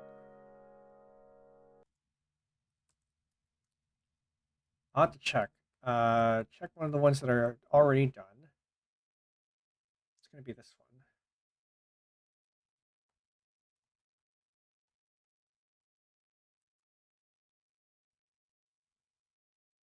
So I think 5 was the one that I did. But it's possible that isn't the case. That looks like silence.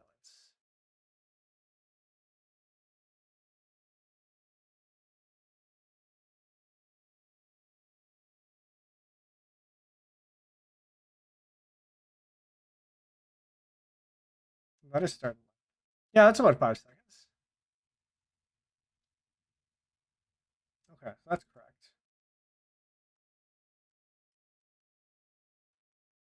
I think YouTube is complaining about not enough data. I think it should probably be okay, because it was lagging a little bit, dropping frames because of the Audacity, but it should be okay. Because so then we do that, and we loudness normalizes to minus 18, so that we have a consistent volume level between the tracks.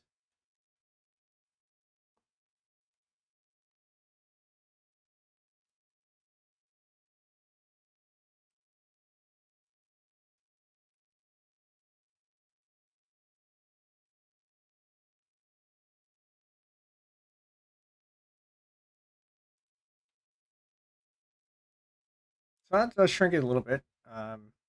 For some other ones, it might make it louder, but that all depends on the track. And then we cut out 4 seconds of this because I want 1 second of silence before it starts. And then at the end, we can leave the 5 seconds. I think I did 4 seconds on the other one. So I think I left think I did leave 1 second of silence to the other one. Just gotta make sure these are consistent.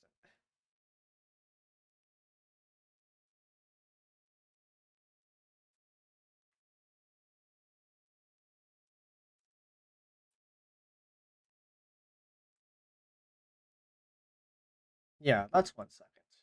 So yeah, we'll leave 1 second of silence at the beginning, which means we cut 4 seconds out.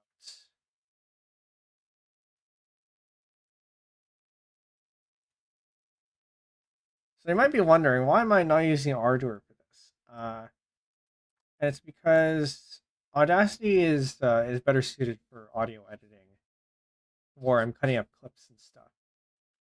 Whereas Ardour is better for music production. But for this kind of thing where I'm editing audio, Audacity tends to be better. So then when we look at our macro, we need to add in some sort of remove or trim or something.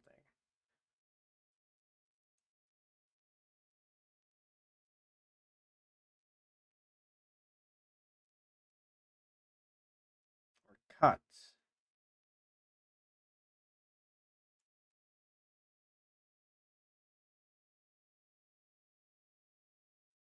Trim audio? I don't think that's exactly what I'm looking for. It's Control K, whatever Control K is delete. But I can't do that. Do I select 4 seconds and then delete? It's under special. Where's trim audio?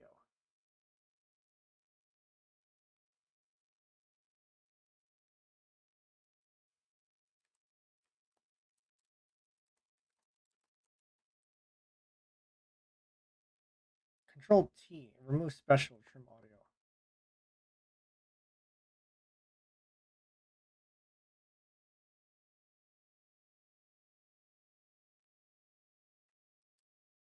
Oh, that's what trim does. It keeps the rest of it, which is not really what I want. Remove special. Silence audio is not what I want either. Don't want to cut and leave a gap. I want to cut. I need to select the first 4.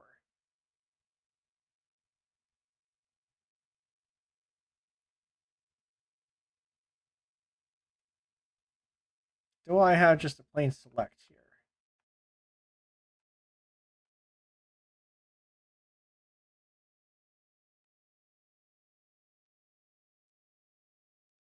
I do. Okay. So start time 4 seconds. Start time 0, and that should be okay. Mode set.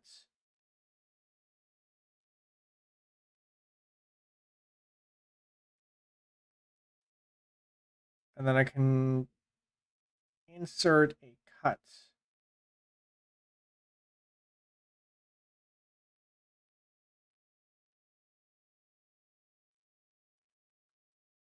Okay. So ideally, this just works. So I'm going to go ahead and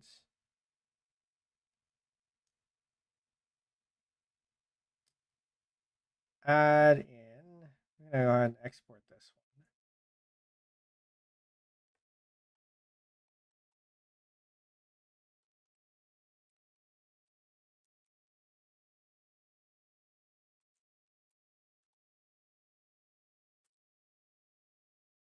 Is that what I called it? Is that what I called the other stuff? It's not MP3 file. This is going to be a FLAC file at 16-bit, I guess. This is fine.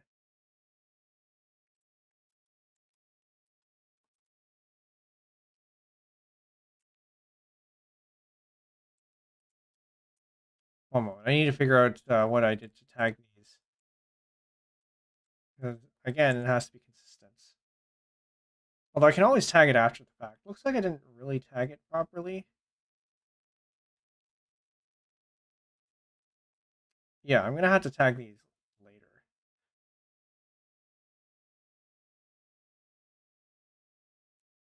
So that's gonna go. That's gonna go and export. And then we have a couple more to go through.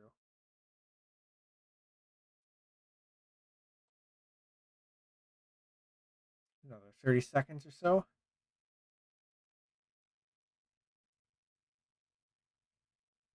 And while we wait, I'm gonna plug tomorrow's stream again.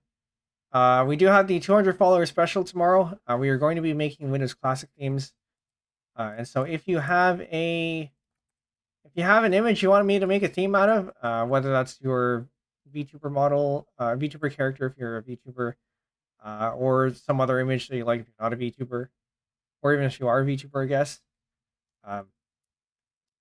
I do have a form where you can submit your request, and I will do my best to try to make a theme out of it. If nobody requests anything, or rather, if we don't have enough requests, I'll probably fall back on something else and just make themes out of, I don't know, HoloLive English or something. But the request will be appreciated if you do request something. Okay. Well, that one's good. Now we move on to the other one.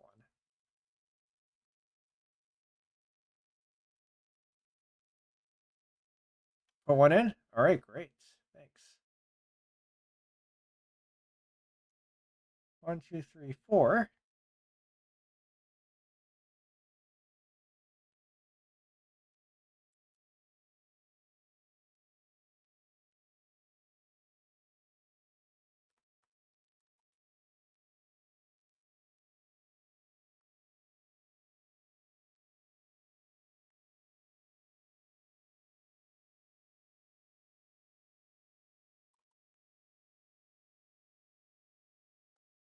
Yeah, I think I did see that one last night. So it'll be I think we can make a really good theme out of that one, but we'll save that for tomorrow. Thought it was my headphone cable on its last legs, but I think a noise gate is misbehaving today. Possibly. I haven't changed my noise gate at all.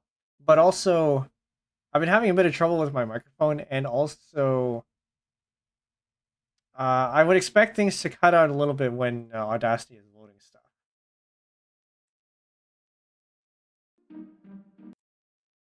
Okay, so how long do we take there?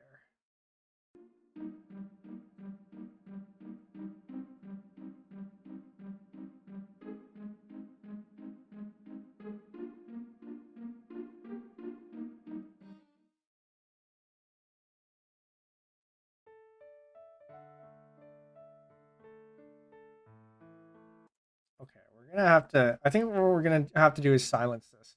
My voice volume is just fluctuating a lot. I'm gonna have to look into that. I would not be surprised if something got updated and then got changed or whatever. Noise. Oh, well, that's a problem. That's not the noise gate that I had before. Okay, let's change that. Import from file. Because I have a different noise gate. And I think it was. Is it this one? Yeah. That's the one that I usually have. This one. Young Gamer, welcome. I see you have the audacity to be editing this audio. Yes, indeed. Test 1, 2. Yeah. I think. Okay, now I have to wonder how long have I had that specific noise gate on, because that's a bit of a problem. I don't know. I did an update the other week, and I'm a little bit concerned that, and that is why my voice sounds off, because my equalizer settings aren't in. All right, that makes sense. Well, that's what we had the work session for, isn't it? I think it's this one. Test 1, 2. Should sound a little bit better. I need to redo my EQ settings because I made these EQ settings in a way that it works with the automaton as well as my voice, but I shouldn't have to optimize for that. I hope the pun was clear. Yes, yes, it was. Okay, so now I'm gonna go through all of my other settings and make sure that they're okay. I mean, I think the compressor, I didn't change the defaults, but let's import that anyway. Compressor, yeah, this maybe it is changed a little bit. And then the limiter, yeah, that's changed.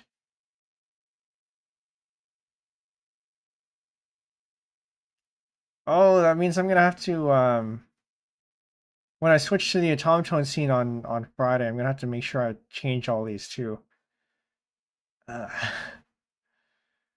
well, thanks for pointing that out because I've been wondering why things were a little bit off, and that makes a lot of sense. So when did I do the updates? I think it was sometime last week. So it would have been about a week that these settings have been on.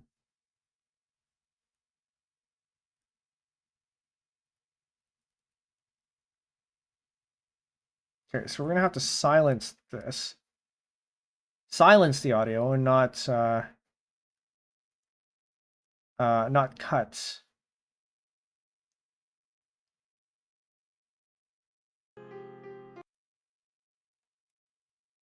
I'm gonna silence that as well. And then we can go ahead and run the macro and hope it works. Was it actually only 2 hours? Feels kind of short.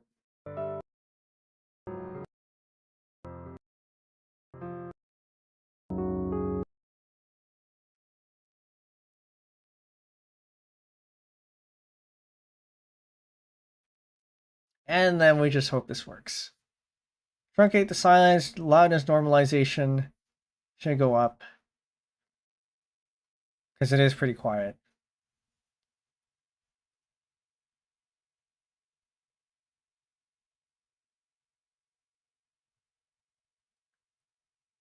And then it should cut. Oh, no, I don't want to do that.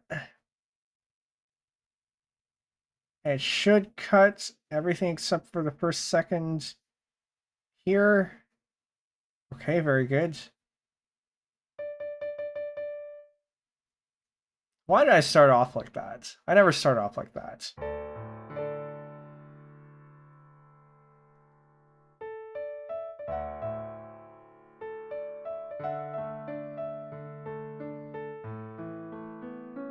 I never start off like that. What happened? And at the end, we should still have the 5 seconds of silence. And we do. Okay. That makes things a whole lot faster. Oh, that's right. I need to save these, don't I? No, I don't. There's no extra data on this. I can just export. Oh, wait a minute. That's a problem. That's not where I should be putting things. I'm gonna have to move that. That was a flag. Okay.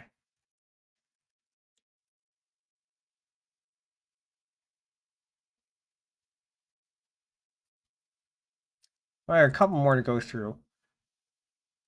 Because that's 2024. There's one more from 2024. And then we have all the 2025 ones to go through.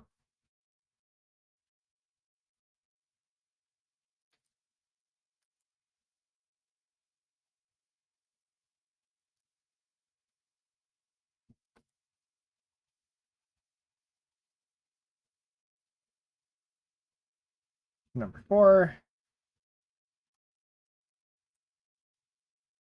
And I would like to automate this if at all possible, but I don't think it is. Well, it might be a little bit, because I know when I switch to, or rather, if the stream is new enough, I have a CSV file that tells me when I switched out from the intro and outro scenes. So in theory, I could read off that and then run all these filters or something.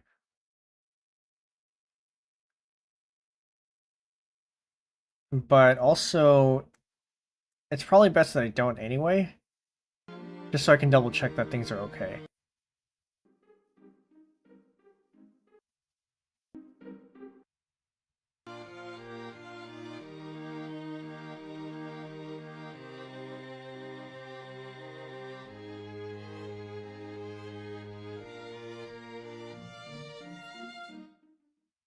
Okay, so I had cut there. It's gonna get silenced. And this is all piano stuff.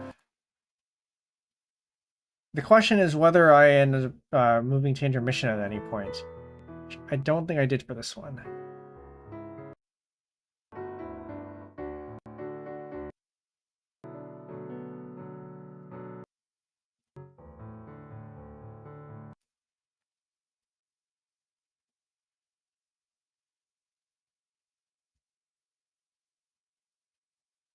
Alright, that's gonna get silenced too. Oh, that's the wrong track. For the piano improv ones, I prefer to put in the piano version of the outro. Just to not ruin the feel.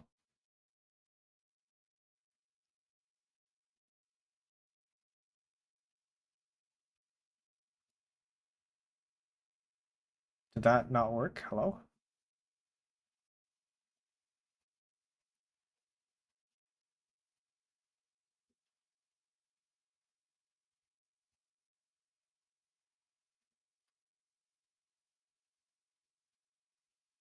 Yeah, okay. I think whenever I update my system, I have to just make sure that my filters are all good, which I thought that they were good because every other time where I updated, it reset the VST plugins, or like it unloaded them. And I saw that they were in, so I figured the settings would be preserved, but I guess not. So yeah, I guess I'll just have to make sure that I properly check that next time.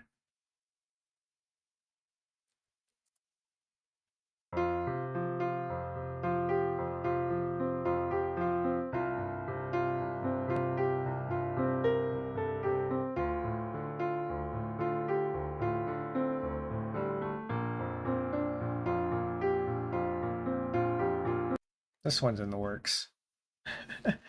Surely an audio interface update won't just randomly alter the settings. I don't actually have an audio interface. I'm using a USB mic. But yeah, I mean, well, okay, so I hadn't updated my system in about a year. So things are bound to have gotten changed here or there.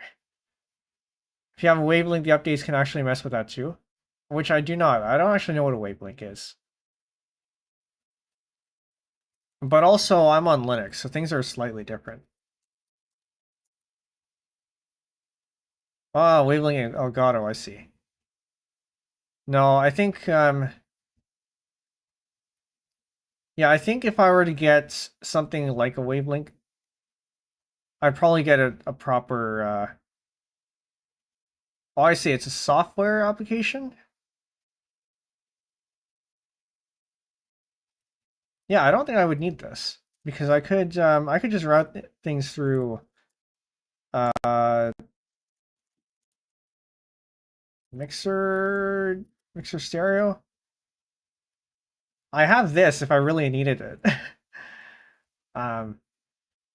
Yeah, I have tools on Linux that I could just do stuff with. Or when I do things, I sometimes route things through Ardor, and for that I can load plugins pretty easily. Like for example, the newest piano setup, I run through Ardor so that I have better polyphony and also reverb. And then I also run the latest automaton setup through there as well, for similar reasons. Evidently, you're drastically more savvy. Yes, I would hope so. Given that I do on occasion do some audio work. But yeah, I guess for people who don't really know what they're doing, some of the simpler options might be nice. But in my opinion, you can learn to do these things, and you learn to do these things fairly easily. Might take a little bit of time, but the concepts are not too difficult.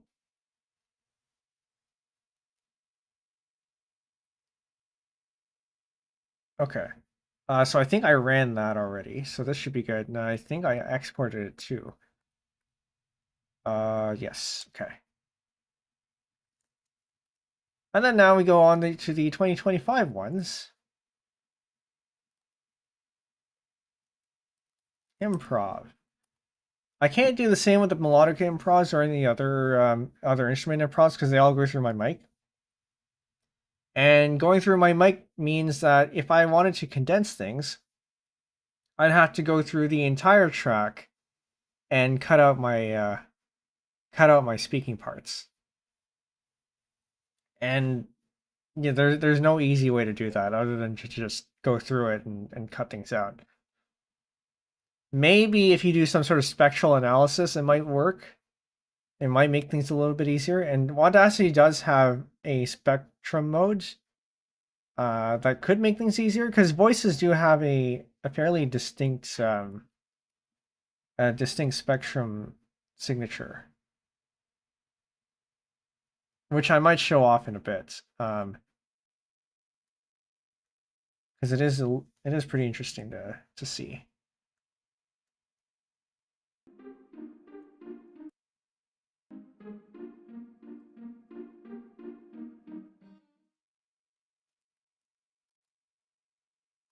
Okay, so we can silence this bit here. Just make sure that this isn't an intermission, okay? What's the shortcut for this? Control L?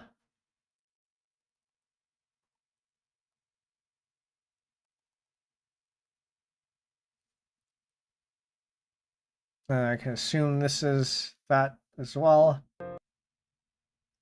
That's all piano. And then we go ahead and run the macro again on the entire thing.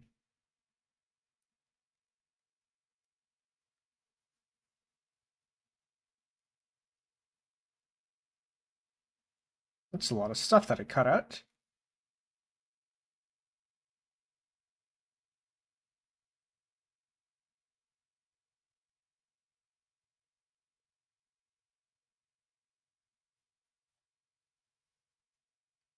Oh, actually, that reminds me. If any of you out there do want to learn about audio stuff, especially as it relates to streaming, I do have a streaming channel in the Discord, and that would be in scope there.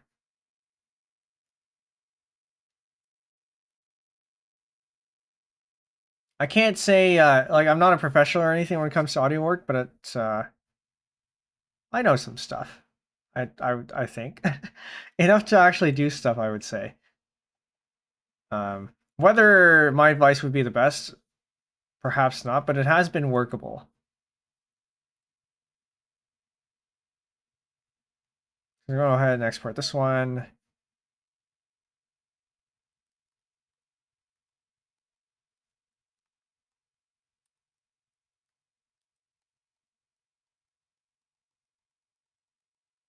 And I think we have a couple more.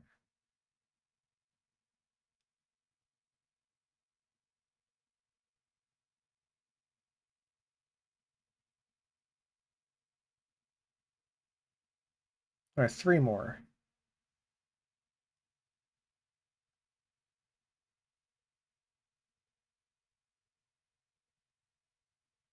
Actually, I'm a little bit concerned because I'm not seeing chat for one of these. Why is that? That's not good. This one specifically, I'm gonna have to check that out.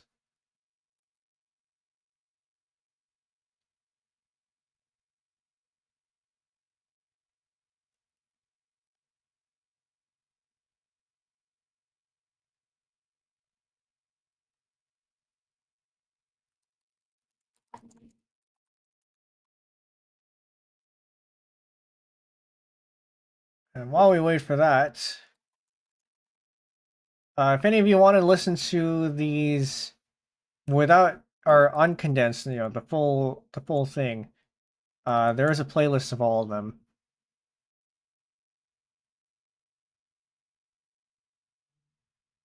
It has 21 videos in it, but that's because it includes the standalone videos here, not just the streams. 1, 2, 3, 4, 5, 6, 7, 8, 9, 10. Should expect to see 10 piano improv streams processed by the time we're done here.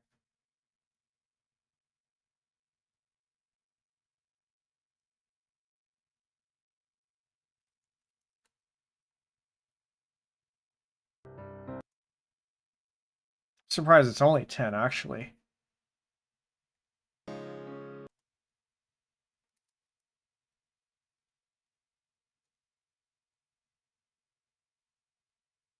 Let's go ahead and condense that.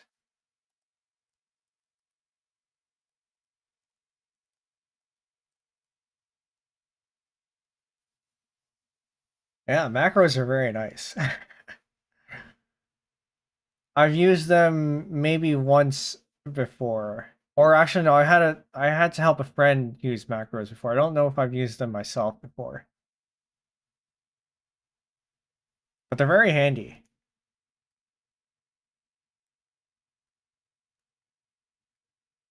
Now I just gotta figure out how to do the same in GIMP. Because I think you have to I think you actually have to write code for that.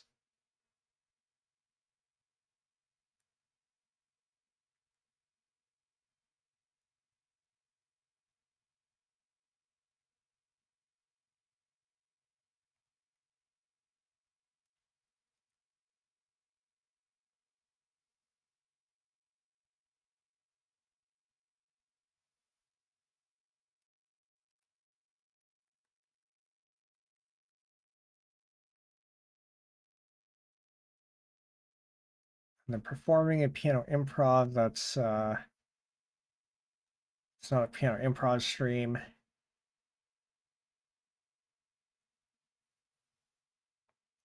I have a feeling the next one is going to have an intermission scene. I'm gonna double check this in the meantime.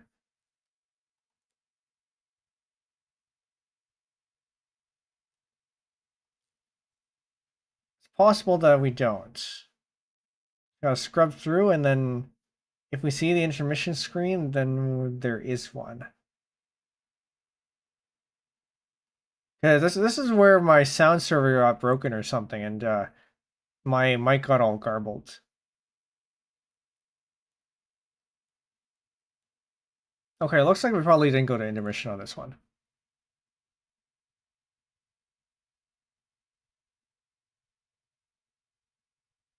Okay.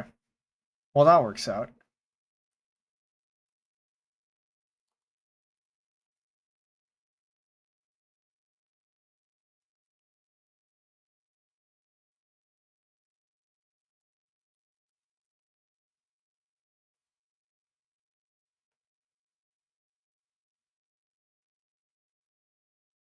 Wonder if I should just load them all at once and then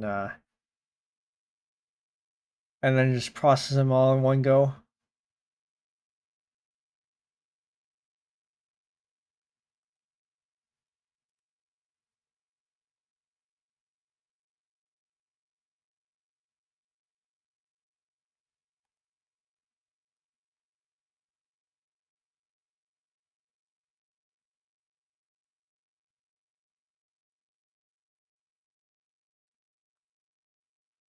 All right.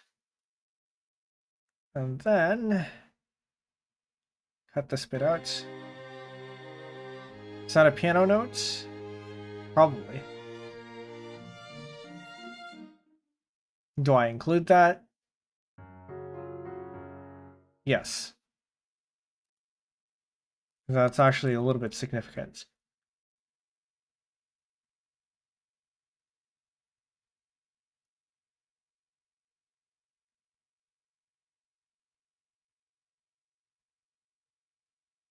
Audacity, why do you do that? No, no, no. I've never had this do that before. Where I try to move a selection, and then it moves the entire track, or rather the entire What is happening?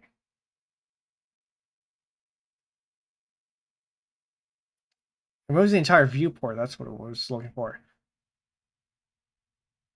Hello?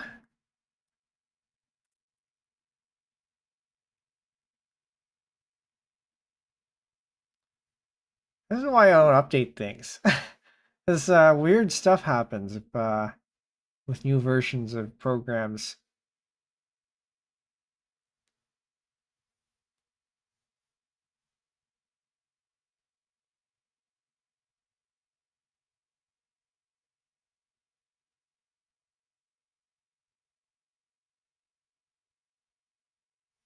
Probably should do another update over the holidays, though, because I think there might be stuff that may have been fixed from some of the other things that I've been looking at.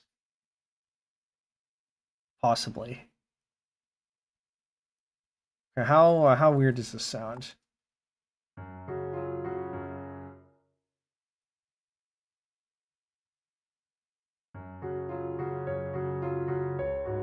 That's fine.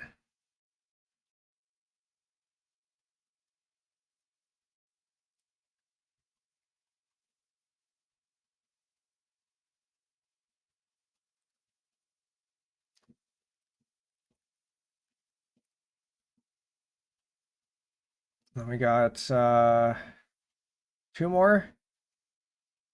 Because the one after this is a recorder improv, and like I said, I can't. Well, actually, no. I will show off. Yeah, I'll show off what the spectrum looks like for that one.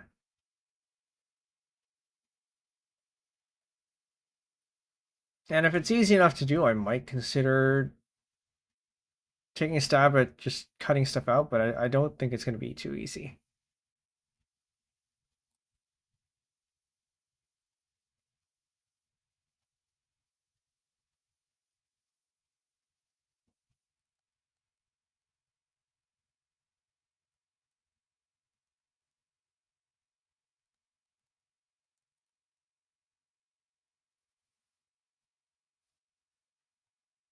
No, I feel like we're barely listening to anything, so we're going to turn the BGM back on. Because I don't need to hear this audio anymore, really.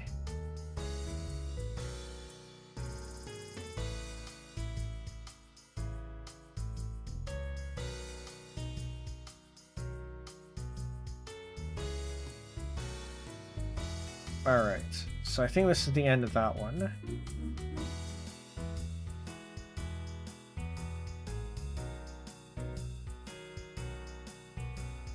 Yeah, I really don't know what happened here. I never used to do this.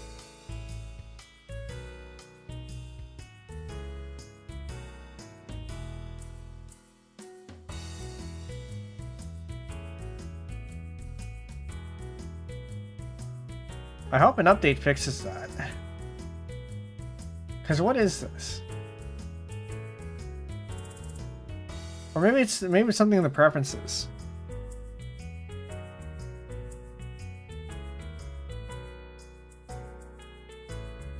But I don't remember seeing anything in here that would be like that.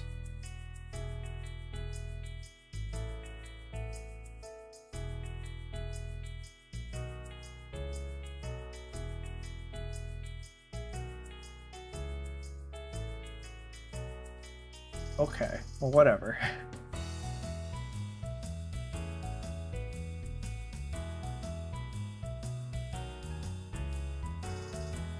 I just have to put up with it. The scroll bar being funky? Yeah, a little bit. I don't know if it's a scroll bar or if it's... So if I try to drag in the viewport, because, you know, normally you drag to make a selection. If I try to drag in the viewport, it drags the viewport around. Like that. Actually, is this being attached to the... Wait a minute. That's really weird. If I move it to here, it increases the selection. Or it extends the selection. But then if I... What? This doesn't make any sense.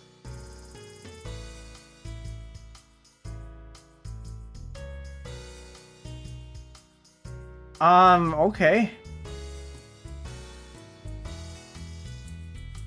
Okay, sure. I don't think it's supposed to do this.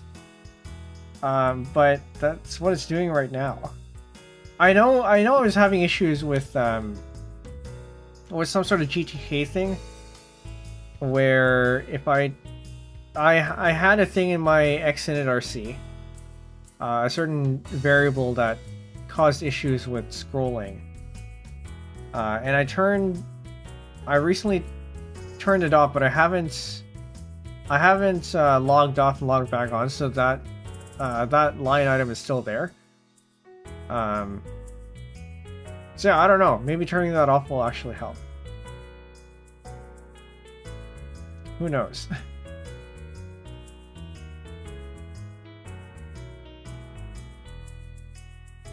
That requires me to log off first, which is not something I do too regularly. So I don't like closing my applications and having to start them back up again.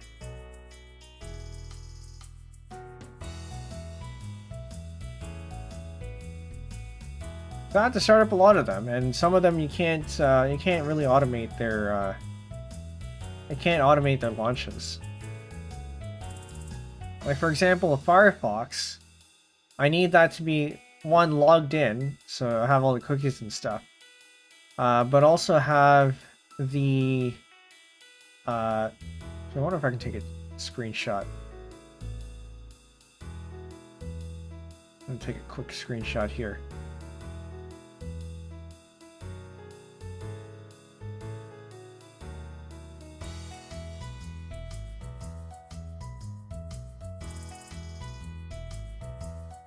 So I have this layout where I have a bunch of Firefox windows tiled, and they're all pop-up windows, and you can't really make pop-up windows from the scripts.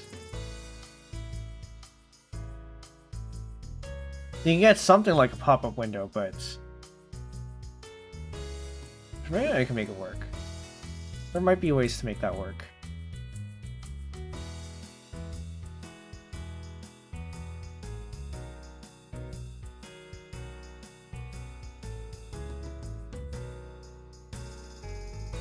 Did I accidentally process the same file? Really? I wonder if extensions can. Yeah, maybe. But then that would mean I'd have to write an extension. I think I may have just processed the same file. Actually, no, wait. No, I had already exported this, like, just now. Okay, that makes sense. Okay, last one.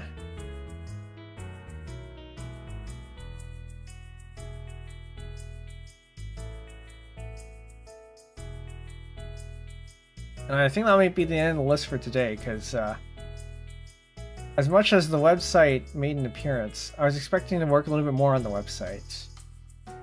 But no plan strikes again.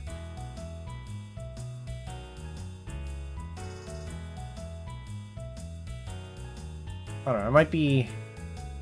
Yeah, no, I think I'm just going to have to figure out what it is that we need to do there. Possibly do it over Discord instead of a stream. Because I feel like streamer brain hits a little bit less over a Discord stream than a YouTube stream. Or sorry, YouTube and Twitch stream.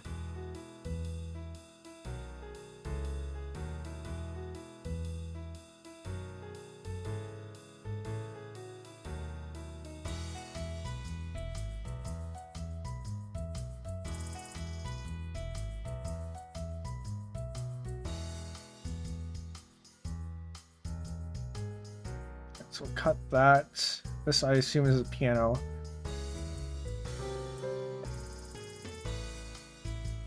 It doesn't look like I switched to intermission anywhere, so that's fine.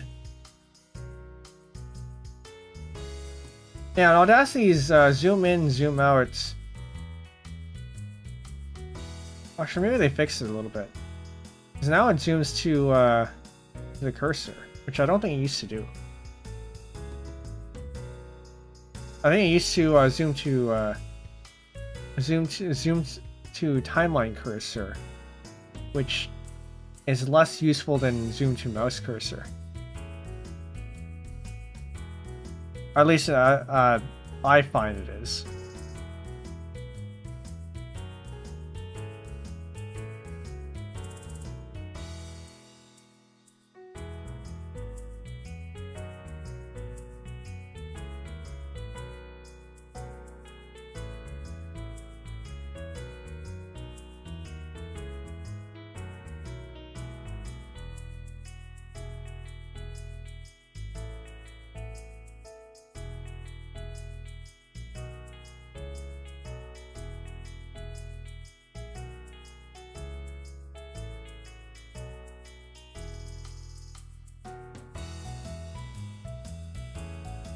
All right. I'm gonna go ahead and export this.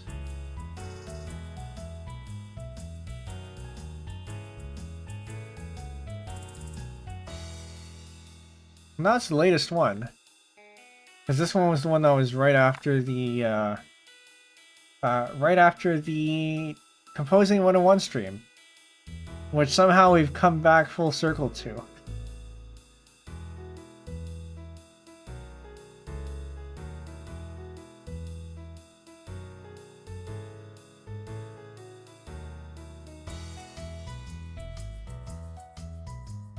Alright.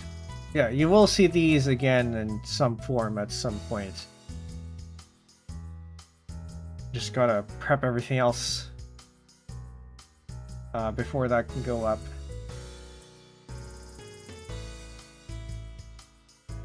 Actually, there's not a whole lot. No, there's still stuff that I have to prep for that.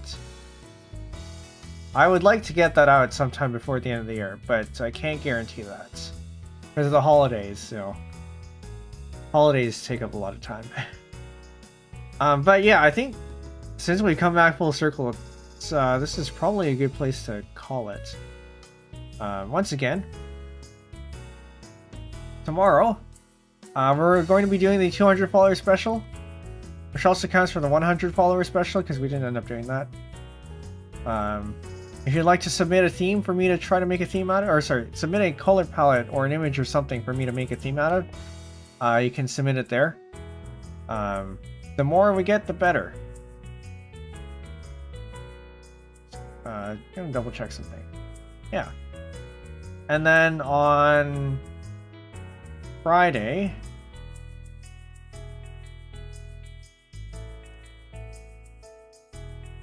let me get that one loaded here. On Friday, we're going to be having the last automaton karaoke for the year.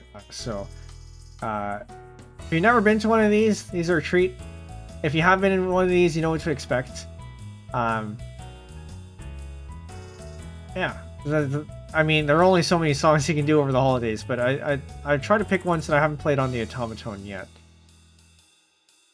Which, considering we did a melodica karaoke last time, is enough to fill a whole session for this one. Yeah, that'll be Friday, so watch out for that. Okay, I think that's it. We'll call it there. Twitch, stick around. We're gonna find some. Oh, wait a minute. Twitch and ads. I'm gonna have to do all that again. But this time, I guess I can. I guess I can do it through here instead.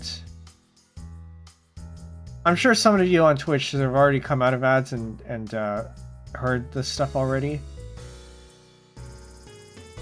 But you never know when people are still in ads. You know when they're definitely out of them, because Twitch gives you a timer. Anyway, to go over that again, tomorrow we do have the 200 follower special. I had sent a link for the theme request form if you want to go look at that and submit something. Friday we're doing Christmas karaoke with the automaton. These should be fairly new songs that I have, or rather songs that I haven't played on the automaton very much. There might be a couple of repeats, but for the most part they should be new on the automaton. Okay, and with that we'll call it there. Twitch, stick around. We're going to find something to raid, and YouTube, if the person I find is also streaming on YouTube, we'll go, I'll send you over there as well manually.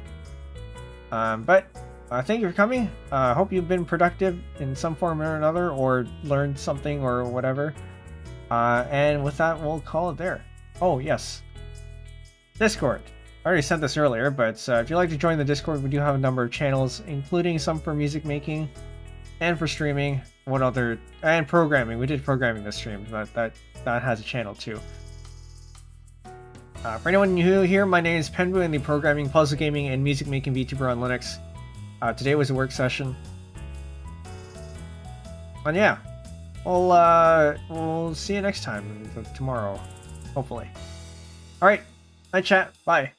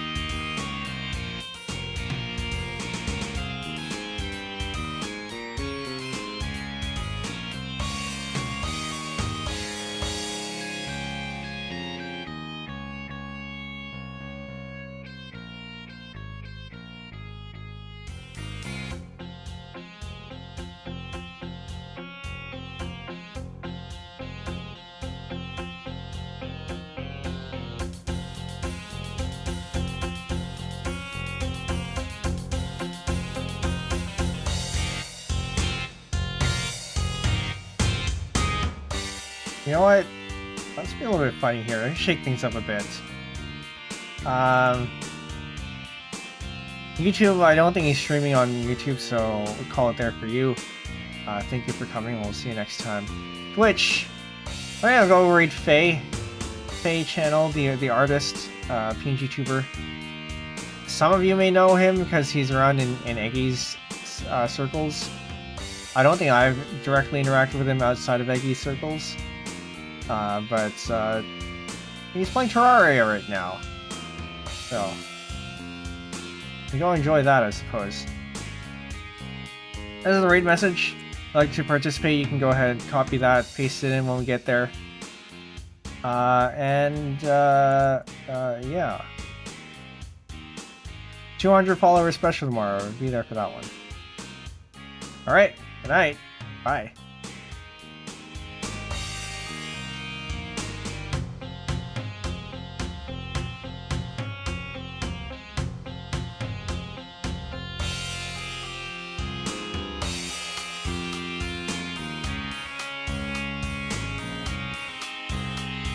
Boy, I forgot. I should mention that he makes comics, and the comics are pretty entertaining, and he posts them on Twitter and stuff. So you should go check those out too. Okay, bye.